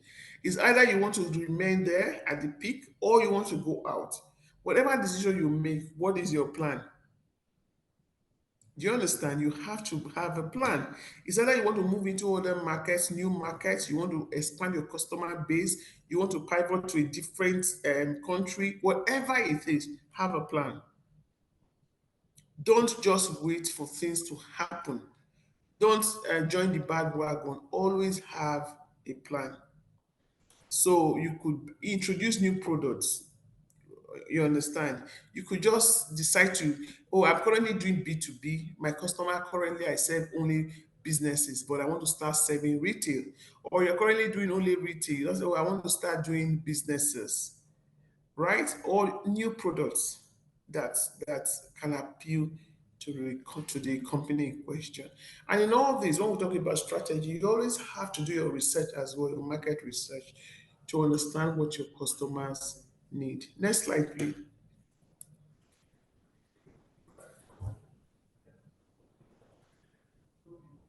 So now the question for me would be, as small business owners or as business owners, what is your company's business growth stage? Can we just give responses on the chat? Would you say you are in foundation? Would you say, and for your information, startup does not always mean foundational stage. Some companies that are startup companies, they're already on survivor, they're already on growth stage, right? But some companies will be in foundation for a long time. So so just share, are you in growth? Are you in expansion stage? What stage are you, right? So based on everything we have discussed, yeah, so far, okay, I'm seeing a lot of foundation. The most important thing is, for me, there are 8 factors that can influence your growth. I'll share these factors, then we'll close for today and then take maybe sections outside here or through Ask Hannah, the program. So, foundation, I'm seeing a lot of foundation. Startup, yes. Okay. Mark, can we go to I want to quickly just take us through these factors that they need to look at that can influence their business. So, so now, emphasis again. Whether you're in foundation, you're in survivor, you're in self-sustainability, rapid growth, or maturity, always have a strategy, a plan, and set up and a performance management system. In other words, I always tell people, what doesn't get measured doesn't get done. So for foundation, what are your plans? For survivor, what are your plans? For maturity, what are your plans? Right? So I'll look at it from 2 angles. You need to, from my experience, I've been able to categorize into two. Go on, please, man. Okay. Just go, yes. 2, on your left hand side, you have the leadership skills, and on the other side, you have the management skills. So for me as a business owner, you have to have leadership skills and you have to have management skills, right? So for me, what do you need to survive as a business owner, as a leader? And what systems, processes, right, do you need to survive as a business owner? So if you look at owner's goals, is it as your profit? What is your profit? What is your profit targets? For example, operational skills. How efficient are your operations? What must you be good at doing? Your end to end. Should you be customer focused? Is it product development? Whatever is a service oriented company you're running, whatever you want, you have to have the required skills, managerial abilities. You have to have that, and strategic thinking. In fact, you have to be able to think to be able to solve any problems that you would have in your business. And then when it comes to the management aspects, these are the things you need. These things you don't need people in financial, for example, these days. You are small, you can use Excel. You have small apps you can easily use for your financial processes and systems. It depends on you, but your business assets, these are mostly man machine. The other ones are the things you cannot really touch. The ones on your left hand side, these are skills that are not tangible. The ones on your right hand side are things that can be easily paid for, but acquired. But as a leader, as a business owner, you must hone on your leadership skills. And I think in the next slides or so, I went further to explain what these things are. I'll share the slides so that we can all see them. The first four are your leadership factors. The leadership factors will focus on the people at the top. It could be you. It could be you and one other person, right? As a small business owner. So what we're saying is that most businesses are held back by the owner and not the potential of the business itself. I don't know if you understand what that means. You might have the best idea in the world, but if you don't have that leadership factor, you will not be able to move your business. The emphasis here is on self-knowledge and humility. Do you understand? It's critical to business growth. It's very important. You need to be self-aware, and then you need to be open to people. Sometimes I say, sometimes you learn. Like Dr. Nuru said, we have AskHannah here, madam. There are other people you can actually seek advice from. You can register in online courses. You can develop your skills to be able to grow your business. And then your state of mind also matters. Sometimes you may not, we don't really realize, we don't often realize that. And that's why you find out that the coaching industry in the world is growing significantly because of the meta issues. Doing business in Nigeria is tough. When Dr. Nuru was talking, I wanted to say something. I kept quiet. The stress in doing business in Nigeria is tough. If you are in retail, you saw recently Lagos State government passed a bill, a policy that is so not friendly. Do you understand? But notwithstanding, Lagos State has been talking, the federal government has been on this case for a very long time. Do you understand? So we need to be aware, we need to know what's going on in our environment, we need to be prepared for this thing so that we can do very we can excel. So if the government is not supporting you, look for support from other associations, other bodies. There are so many of them today in Nigeria, right? Your state of mind matters, though. You need to take care of your mental health, right? If you even need to get a coach to coach you, because you find out that sometimes that mental blockage that's actually making you not succeed. You already have, you have to find the right help, the right support system to be able to excel as a business owner. Next slide, please. So, for me, I will just quickly share a few top highlights on how you can accelerate your business. The first thing you need to do as a business owner is to have this. I use this framework. It's called the Performance Breakthrough Incorporated. What happens is, if you look at this framework, it says there are 6 key elements, right, for businesses to succeed. And I say this thing, and from my experience, I can tell you this is true. It doesn't matter where you are. Do you understand? In the business growth stage. Number one, your vision. You must have vision. When there is no vision, there is confusion. There is confusion because you have to have clarity. You need to know where you are going in 10 years' time, 20 years. What is that thing? You need to define your vision. You need to have a strategy in place. When there is no strategy, you have false starts. You have false starts. It means you don't even know what you're doing. There's no plan. You wake up today, I'm doing A. By the end of B, the day you have done D. Do you understand? So what happened to C? What happened to B? Right? You need to have the capability. You need to have a sense of urgency. Everything you do should be done with a sense of urgency. You need the right resources, and there has to be incentives. You don't say, oh, because I'm a business owner, there are no incentives. No, you have to even have an incentive for yourself. Then for your people, the people that will work with you. For me, I always tell people incentive could come in form of consequences, incentives could come in form of reward. If you do well, reward yourself. If you don't do well, do you understand? Reflect, make it better, and move on. Without these systems, it is difficult for a business to succeed. It is difficult. No matter how small, what is the vision for this business? What is the strategy for this business? Do you have the capability? Always have that sense of urgency. You need the right resources, and then you need to reward yourself or your team.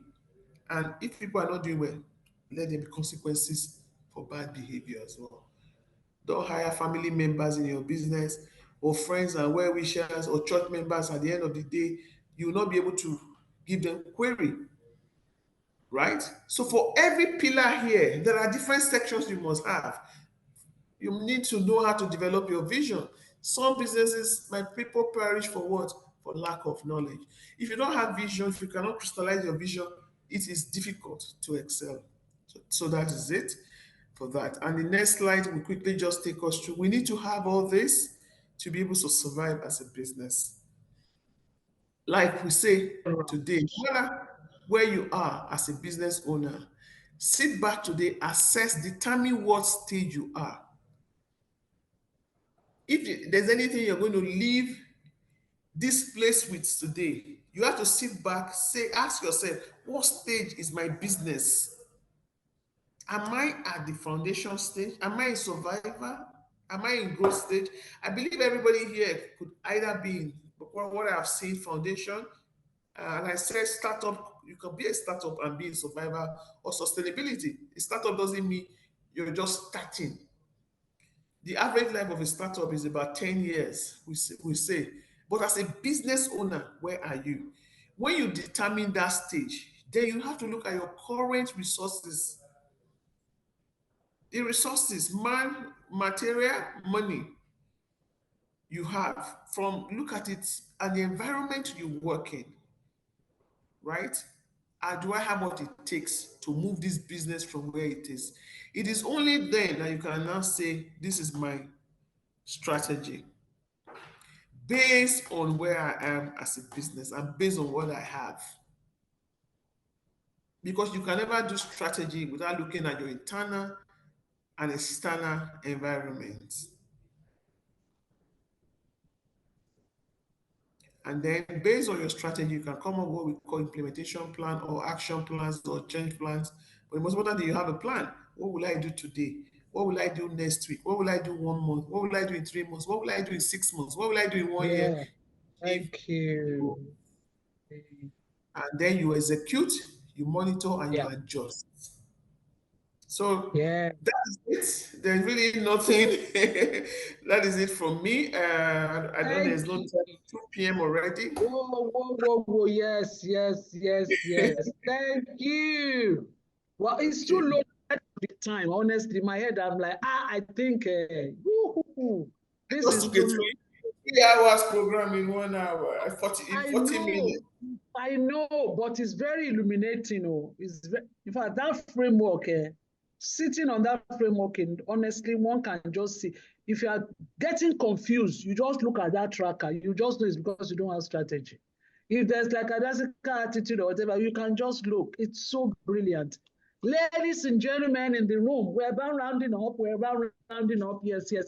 Would you please come in and say thank you to Bumi Adeleye? And I know there are 1 or 2 questions some of you were trying to ask earlier. Would you please come in and just thank her? Anybody with a question, drop in your question, but we are progressing. We need to round up in the next maximum by 2:30, we're out of here. And Kelechi, do us well now. Share something. Bumi, thank you so much. Thank you. It's just thank you. In fact, somebody said, Ms. Adeleye just gave us a mini MB. I'm telling you. Now, mini MB, in fact, it's powerful. Thank you so very much. Thank you. All right. Okay, so Kelechi is going to do something now. Get ready, pull out your telephones. Let me put you on the note for those who are interested. Those of you who are in the abroad, I don't know. You got so much value. Yes, please wait. There's something. Oh, Kabiesi himself is in the house. Thank you, Kabiesi. Yes, there's a learned, astute, learned Kabiesi in the house. Okay. All right, thank you all. Please just wait. We're going to do the last segment. As we get into the last segment, Kelechi wanted to share. I think Kelechi is trying to share fastest fingers. Okay, Kelechi, put it on mode. Let people quickly do this. Okay, let's go. There we go. MTN fastest finger. If you get it, come in the room and say, got it. Let's do that. Then we progress fast, quickly. I'll bring in Tuji Adeyinka while this is ongoing. Once you get it, say, got it. Come in the room. Let's celebrate the winner. Okay, right. Tunji Adeyinka is my colleague, my brother, my friend, my business partner, a director in our business. And he's going to speak briefly to AskHannah, and then we'll have a short demo, and then we close today. And I think Kelechi will still have more cards to give us after this segment. All right, all right. Yes. Anybody? Nobody don't chop this thing. What's happen? Ah, no. Kelechi, go back. Oh, this MTN. Nobody has come in now. Thank you. Oh, nobody is interested. Shall we move on? You know, these are powerful entrepreneurs. They don't like this kind of thing. Yeah? Or we should skip it. Because before my team have said, hey, we don't need it. I'm like, there are people that may just need it now. You have gotten it. Hey, there you go. Thank you. Okay, there you go. Thank you. Okay, glow. Anybody with glow phone and interested? At least it will do little of your data now. What? At least those who are interested. We give it we give it 1 more minute. Yes, ticking.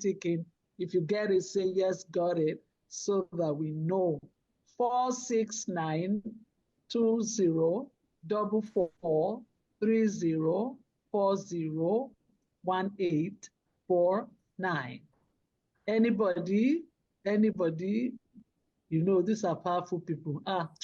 1 more minute.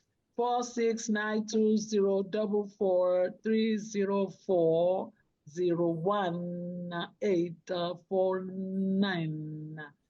Gone. I mean, people are not using, people don't have this. Okay, all right. Looks like, I don't know, maybe nobody has a glow line here. Nobody's interested in that. All right, Kelechi, Tunji, are you in the room? Oh, somebody got it. Okay, no, it. Tunji, are you in the room? Hello, Tunji. Okay, I hope Tunji is in the room. All right, and people are able to unmute themselves, isn't it?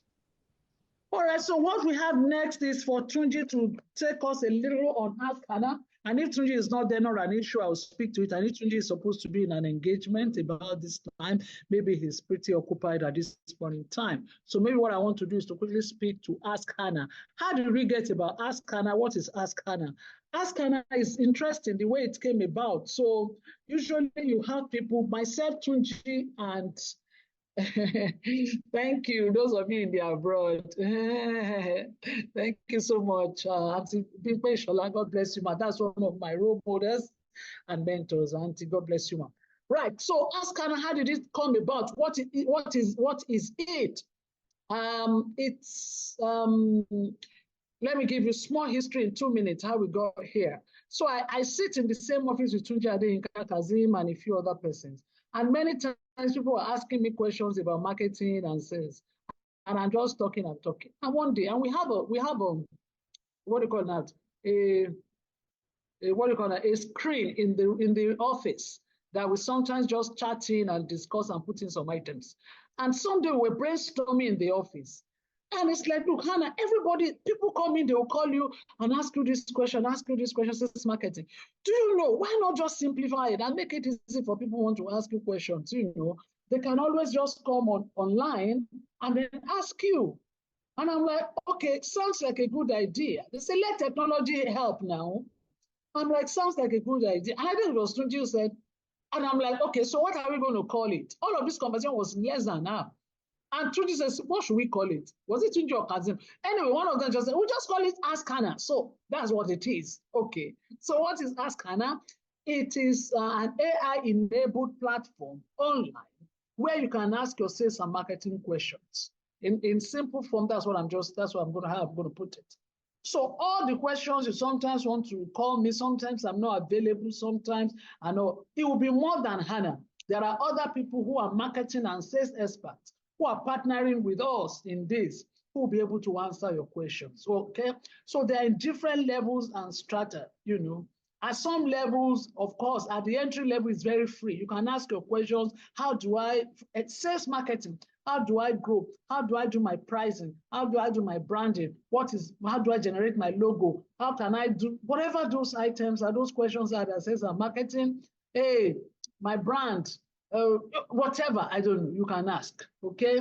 So is AI enabled? Because online, some of those questions you can ask and get answers, but you won't get answers that are customized, that are related, that are relevant, that are kind of, that put the environment into consideration.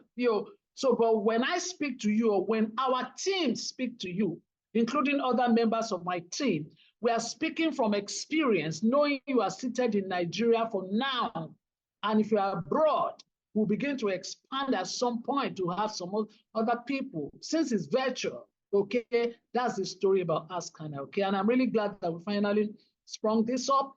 Give it up to teams that we work with. Some of them are seated in Canada, some in Europe, some in Nigeria, all across the world. The Determinants Group, they are the people that we've been working for about a year on this. And finally, we are like, you know what, let's launch it now. Being driven by some of the team from Redwood Consulting, led by Timothy. Thank you, everyone, for putting this on. I think I've come to the end of my conversation. This is what Tunji should have done. Maybe he would have done it better, but that's not the best I can do. So we can now bring in our team from the Determiners. These are technology partners who they are a conglomerate from all around the world, and they work for big brands. In case you have any idea and you're thinking of how to bring it to life technology, speak to us. We link you up the Determiners. They are very good, good and great set of people and individuals. All right, thank you very much. So who am I bringing up now? Who am I bringing up now? Once again, thank you, Pimpumi. Yes, where am I? Theo, is that you? Hello, Hannah. How are you? Whoa, that's Theo. Ooh, you see the way he even did his background. Do we know his technology global? See what he did. Do you guys see what he did? This is how these technology people with Shakara was saying. I can't imagine. Okay, Theo, thank you. Let me allow you to do this. Thank you. Please go ahead. Yeah, before we go, I just want to thank Ms. Adele for that insightful presentation, and also Dr. Who presented earlier. I'm blessed. I'm already blessed, you know. So while I'm bringing up the app itself, let me just share my background on the screen so you guys can digest that while I'm bringing up the app. So I believe, no, this is, can you guys see my screen? That's not it. 1 second. Okay. All right, you should be able to see my screen now. So if you see the name, my name is actually Theophilus Babatunde Medeiros. Was born and bred in Lagos State. Moved to the state in 1996, and I've been here so far with my family. My background is in data technology, AI, strategy, leadership. I have my computer engineering degree in Stony Brook, New York. And then I went to Harvard for strategic management from 2013 to 2014. Then I went to NYU Stan to get my master's degree in business analytics. And I just completed my MBA in strategy and entrepreneurship last year in University of North Carolina, Chapel Hill. So I'm going to be posting this, and then I'll present the app from my phone, and then you can see how it works. Just to walk you through how the app works, okay? So I'm seeing here, just switching to my phone here.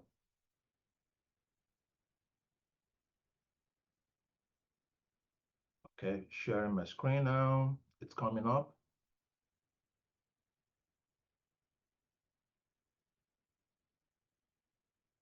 Okay, so what you see now is my phone.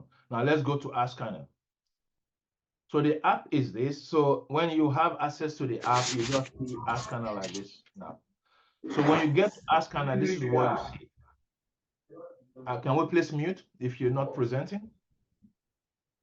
So if you get to AskHannah, this is what you will see. You will see a screen that shows you to sign up. I've already created an account on AskHannah, so I'm there, but I'm not going to create a new account. But if you are new to the app, you'll be able to sign up. You provide your personal details. And then after you provide your personal details, you provide your business details, where it asks you what industry vertical you play in. And then you verify your account by sending you an email to your email address, or an OTP code to your text message, and then you get in. So assuming you have done all that, then you come here and then you log in to the app. But before we go to that, you can also look at times of service here. You can read that even without logging in, and you can also see our privacy information. Can you see how clean that is? Oh, by the way, so that I don't forget this. I live in the US, in Plano, Texas. Everyone that worked on this, everybody is in Nigeria. Nobody outside of Nigeria wrote a single code to bring this to life. Okay, we have a very diverse team. We have people from the north. We have people from Kaduna, Niger, all over, very diverse. So we're like United Nations in the company. So assuming you have done that, you can also click on forget your password. You provide your phone number. If you want to use your email address, you provide your email address. And then it will send you a link to reset your password. Now, let me take you into the app. I know you've been waiting and salivating to get into the app itself. So now I'm logged in. So what you see first is the chat screen, where you can actually start a new chat, or it shows you most popular questions that people are asking. But we're going to come back to that last. Now, what you're seeing here is e-commerce, because when I registered, I provided my industry vertical as e-commerce. If yours is in agriculture, you put it there. If it's in medicine, you put it there. Now, account is where you provide your personal details and then your business details as well. You can come in here and edit it, and then you can save the changes. Now, my booking. So let's say you start chatting with the app, and then you realize that, you know, I love this app. I would love to get some booking with an expert in this particular field. You can come here and create a booking session. So you just schedule it. You provide what industry vertical or whatever you want to talk about. If it's in finance, so let's take finance for example, or let's take operation, or let's take legal. You can pick any one of them. Okay, but let's say sales and marketing. I want to say how I want to grow my business by 5% in the next 2 years. Then you come to someone like Hannah, you schedule a session, and then you provide here, I want to grow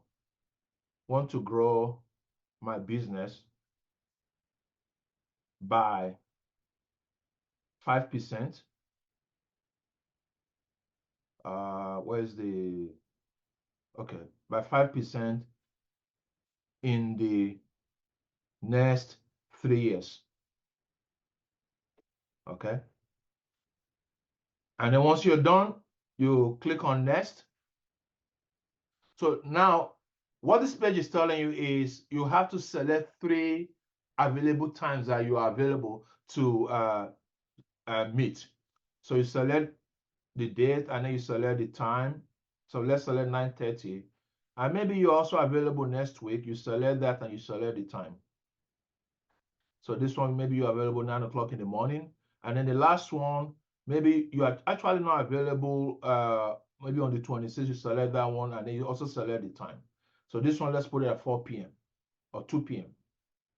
So now you've done that. Now you have to agree that you read the terms of service. We have the terms of service. You can open it, read it, and then you can come back there and agree to that, and then you proceed to payment. So payment is where you actually pay for this. So you confirm your booking.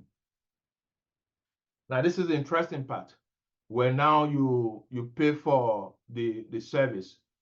Now here we have, this is how it's going to work. You provide your card number, you provide your expiration date and the CVV number, and then you pay. And then once you make that payment, you can also change your payment method here. Once you make that payment and you come here, you schedule, your schedule will show up here as a second schedule. I already created one here. I can either cancel the booking or I can reschedule. When you reschedule, you can change the date and the time. And if you had a previous section, you can come here and then it will show under this tab for you. That's that for your bookings. Now we also have a page for support where you can contact us. We talked about the terms of service and also the privacy policy. Now let's go to settings. Settings is where you update your email address. You want to update your phone number, you come here and you do that.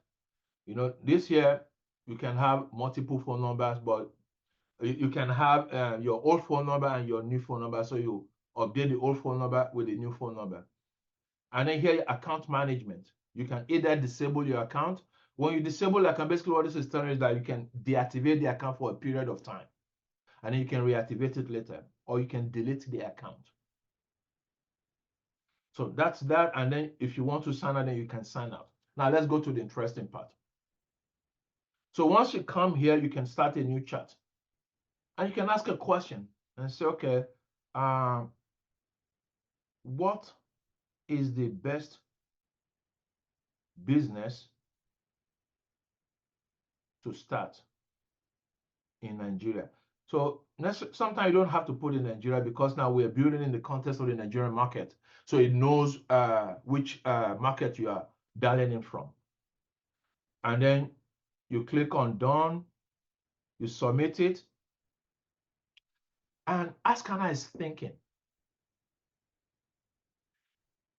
AskHannah is thinking, they stay thinking. And then once she finishes thinking about, you know, the best response to give you, then you see a response in the chat for you. And boom, and then it tells you, okay, gives you some guideline, agriculture, food processing. It also gives some context into that. And you can continue to chat with the bot as you like. And if AskHannah, you don't like the response that AskHannah provides to you, you can either thumbs it down or thumbs up with it, okay? Or you can actually copy it. So, and that's how you interact with the app, okay? Here, you can book a session from it, you can read the conversation, or you can actually delete this chat. So I've done this, so actually I don't like this chat, I'm done with it. AskHannah has given me what I needed, then I can actually delete the chat. Boom, that chat is gone. You can start a new chat. Now, this app here, nobody has ever seen it. So we are going to be giving you guys the access to be able to see it for the first time. So we decided not to launch it yet in production so that we want to have this webinar with you guys first. And then we share the beta testing with you so you can also play with it. And then in the next coming few days or next week, once we get some feedback from you, we launch it. Okay, so that's that. Like I said, we are Determiners Technologies. We have 2 offices in one in Plano, Texas, in the US, and we have an office in Lagos, Nigeria, in Yaba. We build technologies, software system across the globe. As a matter of fact, we're just wrapping up a project for Bank of Rwanda. Bank of Rwanda is similar to the Central Bank of Nigeria. We're just wrapping up a project with them where World Bank gave them some money. They wanted to monitor how they're disbursing the money. It has fraud detection in it, analytics, AI in it. So that's what we do. We also worked with a church where we built a software as a service application where people, churches can better manage their members. So that's what we do. If you have any questions, you can reach out to us. You can reach out to Anna. She knows how to reach us. So I'll leave it there. I know we have about 7 more minutes, so I'll pause there in case you have any questions. Whoa, thank you so very much, Theo. Thank you for making it fast and quick. I think it's just a foretaste. Hello, ladies and gentlemen, SMEs, conglomerates, and big people, pushers. You know, yes, what are your thoughts? Should you come in and say thank you and say you like it or you don't like it or what else? Ask the questions now before we allow Theo run. Yes, we will send the link, actually. We'll put the link. We'll send the link to your email addresses that we have, and I also put it on the 360 Impact Hub WhatsApp page so that you can just click in there and start to ask your questions. We are here ready to help you. Yes. So there are 3 levels to this. There is a level where it's very free. You can ask and immediately will tell you what it is. There are some levels where you are saying, I don't even want what the system is telling me, which we also have we've made input into them most times, you know. but you're saying, you know what? Okay, that's the question. Someone is asking the chatbot live now. So, okay, yeah. So we will put on that link so that as you give us your input, to fine tune better and better. And if you want to have a session, yes, you can book sessions with me and with other experts. Sometimes it may not even be.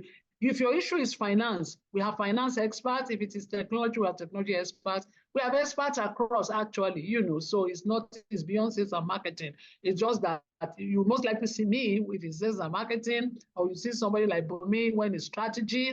Yes, if your point is strategy, I'm going to pull it to Bumi will answer. And if it's some SME questions, really, then I'll bring Dr. Nora, in here. This is the way it goes. Yes? Thank you, everyone. Yes. Right.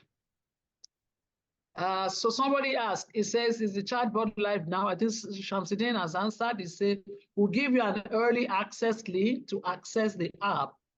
Okay, yes, it is live. Okay, right, it's live. AskHannah.co to explore the product. So if you are in there now, please just make a note of this. Ask Hannah. Is it case sensitive? No, it's not case sensitive. It's not case sensitive. Just say AskHannah.co. Yeah, it's .co or .com. I think it's .com, right? .co, yes, it's .co. .co, okay.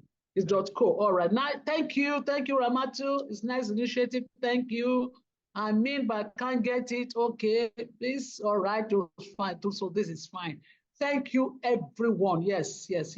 People get it in, and just try. AskHannah.co. Just try that. All right. Wow. Now there was a question. Can you give me 1 minute, please? Let me share the website with them. Okay. Okay. So this is the website. You can come here, and then you click on contact us, and you can create your account while we are here. So what you wait till we share the link of the app with you. You can actually start creating your account. So let me drop that link here in the chat. Awesome. So let me see if I can find the chat. Just a second. Okay, the chat is here, hiding somewhere here. Okay, I found it. So that is the link. AskHannah.co/register. You can register right now. Okay. So we only have 3 more minutes. I'll give it back to Hannah to close her up. But let me tell you this. This app is here to service you. So as you start to use the app, we welcome your feedback for improvement, the kind of pain points you like to solve, the kind of things that you like to have in the app. We are all ears. We'll hear from you. We make it work for you. All right. Anna, take it away. Well, thank you very much, Theo. Thank you so very much. Well done. Thank you so much, and well spoken. Right. Thank you. Congratulations to your team, Theo, for a great job, and to the Redwood team and everyone. We want to say thank you, and thank you, everyone. Without you, AskHannah, the entire initiative is not going to go too far if we don't have you come ask your questions. My joy will be that you're inviting us to say, Hannah, I'm opening my mega business. I'm scaling so hard, so much. Can you bring Dr. Nora, bring Bumi, bring Theo, bring these people, because we are having our so ceremony. That would be our joy as entrepreneurs, so that we really make the difference in this land and all over the world where we are. Thank you so very much, everyone. Right, as we begin to call it a wrap, Bumi, please, can you help? There's somebody ask a question, and she says, as a business owner, how do I replicate myself without losing the secret of recipes to my staff? Wow, that's a good one. That's a very good question. I think you should ask Hannah that question. Ask Hannah. Ask Hannah. Ask Hannah. Actually, that's a very sensitive one. Even where I work now, we have our production department, and we have recipes that we don't want in the hands of people. So you don't necessarily, there's always this secret recipe, and it's called secret recipe, and nobody knows what is inside, right? Maybe your family or someone in your household, or if it's a business partner and you have worked together for years and you have an MOU or something, you know, that protects both people, then maybe that business partner, not your kitchen. So what usually happens is that what makes the recipe, what makes your recipe different is that secret recipe. So in your recipe, or what do we call it? Yeah, recipe, you put secret recipe. Is there a secret recipe, right? And they always make reference to it. You make them in quantities. I don't know if they are, if you can preserve them for a long time, right? And they're always there. So whenever they want to make, they take your recipe. If you tell them, put 1 teaspoon of this secret recipe, they put that 1 teaspoon of the secret recipe. You don't have to tell them that particular recipe. But every other thing, you need to, people need to be able to do what you do when you're not there. But what makes that recipe, you don't disclose it until you have a partner you can trust or a family member when you're not there. But again, it depends on how big you want to go. Recently, we saw a publication. Was it not Starbucks, of a lady that was fired and she was so angry she published all their recipes online on social media. It was crazy. But then you need to have someone that will know. And if you don't want that, you can prepare them. That's what we do. We have companies that make them in batches. So you take, but the name, nobody knows what is in that thing. Do you understand? And but your recipe, the standard that you want to keep, you say take 2 teaspoons of this, take 1 spoon of that, but you don't tell them what it is. You would have premixed. They call them premixes. You'd have premixed them and kept. So I don't know if that works for you, for a small business. I think that's the answer. Yes. Bumi, that's the answer. Even for can't trust you. Yeah, even for big organizations. I remember I was marketing a brand, a global brand. When you think of any global brand that is being produced in Nigeria, guess what happens? We have the water, we have the sugar. I'm now giving you an incline into that kind of a drink, for example. You have sugar syrup, which you buy here. You have some of the items, but there's something called the concentrate. Yes. That concentrate, and it's labeled LP, whatever. It's a secret code. It's been done somewhere all over the world. You've done one, you will pay for it. Nobody knows that one. So it's the way it is. Yes. You don't. Correct. You make them and keep and preserve them so that whenever they want, it's a premix. They take it and make it, but they are not there when it's being done. Right. But I think the bigger question for you, which is another conversation outside of this place, would be what kind of production you're doing. Because like Bumi rightly noted, if it's not what can be batched and kept, you know, how you do a thing, and you also know the expiry. Yeah, you know that this thing will expire after 1 week. It won't be fresh anymore, depending on what it is. Are you with me? Aha. So these are the technicalities you need to get into. So you must grow to that level where you are able to do it and preserve it in a manner that you are there, you are not there, work is ongoing. They know, like they know the quantity to use, but they don't know exactly what that formulation is. It's your formula. Yeah, that kind of a thing. But well done is a very good question. Thank you for those of you who have registered. Thank you, everyone. Thank you. I think we've finally come to the end of this meeting today. It's been a good time and a great time. Honestly, I can't, on behalf of ourselves and the team, thank you all enough for staying up until 2:33. We are 3 minutes ahead over time now.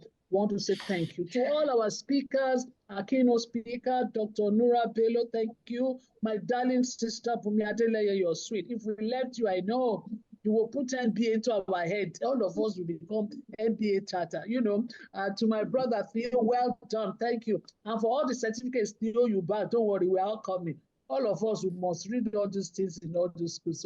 So thank you, everyone. At the end of the day, remember, as we wrap, when Dr. Nura spoke, it was very clear that there's opportunity in export. We're going to take that export conversation forward. Me say about be interested. In what I want to export, I will think about it. Whether I ask Hannah. Anyway, we must end dollar, guys. We must end dollar. So we'll go ahead on that. And also other local initiatives from Dr. Nura. For example, we know that with him, accessing fund, banks will mess us up. They are not there. They give anybody money. I'm telling you. So let's see. How can we get money? Can we work with a NASME and begin to see how we can pull and get money? Those are the things we want to work on as we go on our SME journey, right? And speaking with Adela Ebumi, you know, she's spoken to the bit of knowledge. Strategy is knowledge, it's information, it's insight, it's how you pass. And she said a lot of great things. Honestly, I'm just saying there's a lot of takeout from from her conversation. You won't just say you want to grow when you have not. I mean, have you just started, or have you, you know, that you need to be able to chronicle yourself and distill to know where you are. And like she said, all of these strategies, you can always ask Hannah. I'll put me at the back end. If it's a strategy question, she can help tackle and take forward. On behalf of everyone, I want to say thank you very much. 360 Impact Hub, we are there on WhatsApp now, so it's easy to put that together. And some of these links we're also going to share to you on your Gmail. From me and from everyone, thank you very much, and do have a good evening, and go ahead and make plenty money and invite me when you've made the money. Yes, Kelechi has put the Airtel number on there for those who still want to get. I think we still have like 2 numbers. Let me speak now like I'm a commentator. Yes. So you go in ahead, MTN number is there. We still have an Airtel number, then I think there still be a glow number. You get it, we give it to you. We'll say thank you all. Good afternoon. There are some questions we couldn't answer. If they are there, we'll put it in the WhatsApp page and we'll put thank you very much. Yes, big Shola, my big sister from the Americas. Yes. Thank you, everyone. Thank you. Do have a good afternoon. Cheers. Bye-bye, everyone. Bye-bye. We're going to put this on YouTube. Yes, we will put it on YouTube so that at some point you may be able to rewatch and also send to me. I think that's a good idea. All right. Thank you very much. Thank you, Bumi. Do have a good day, everyone. Bye-bye. Bye. All right, bye-bye. Thank you. Bye-bye. Bye. Bye.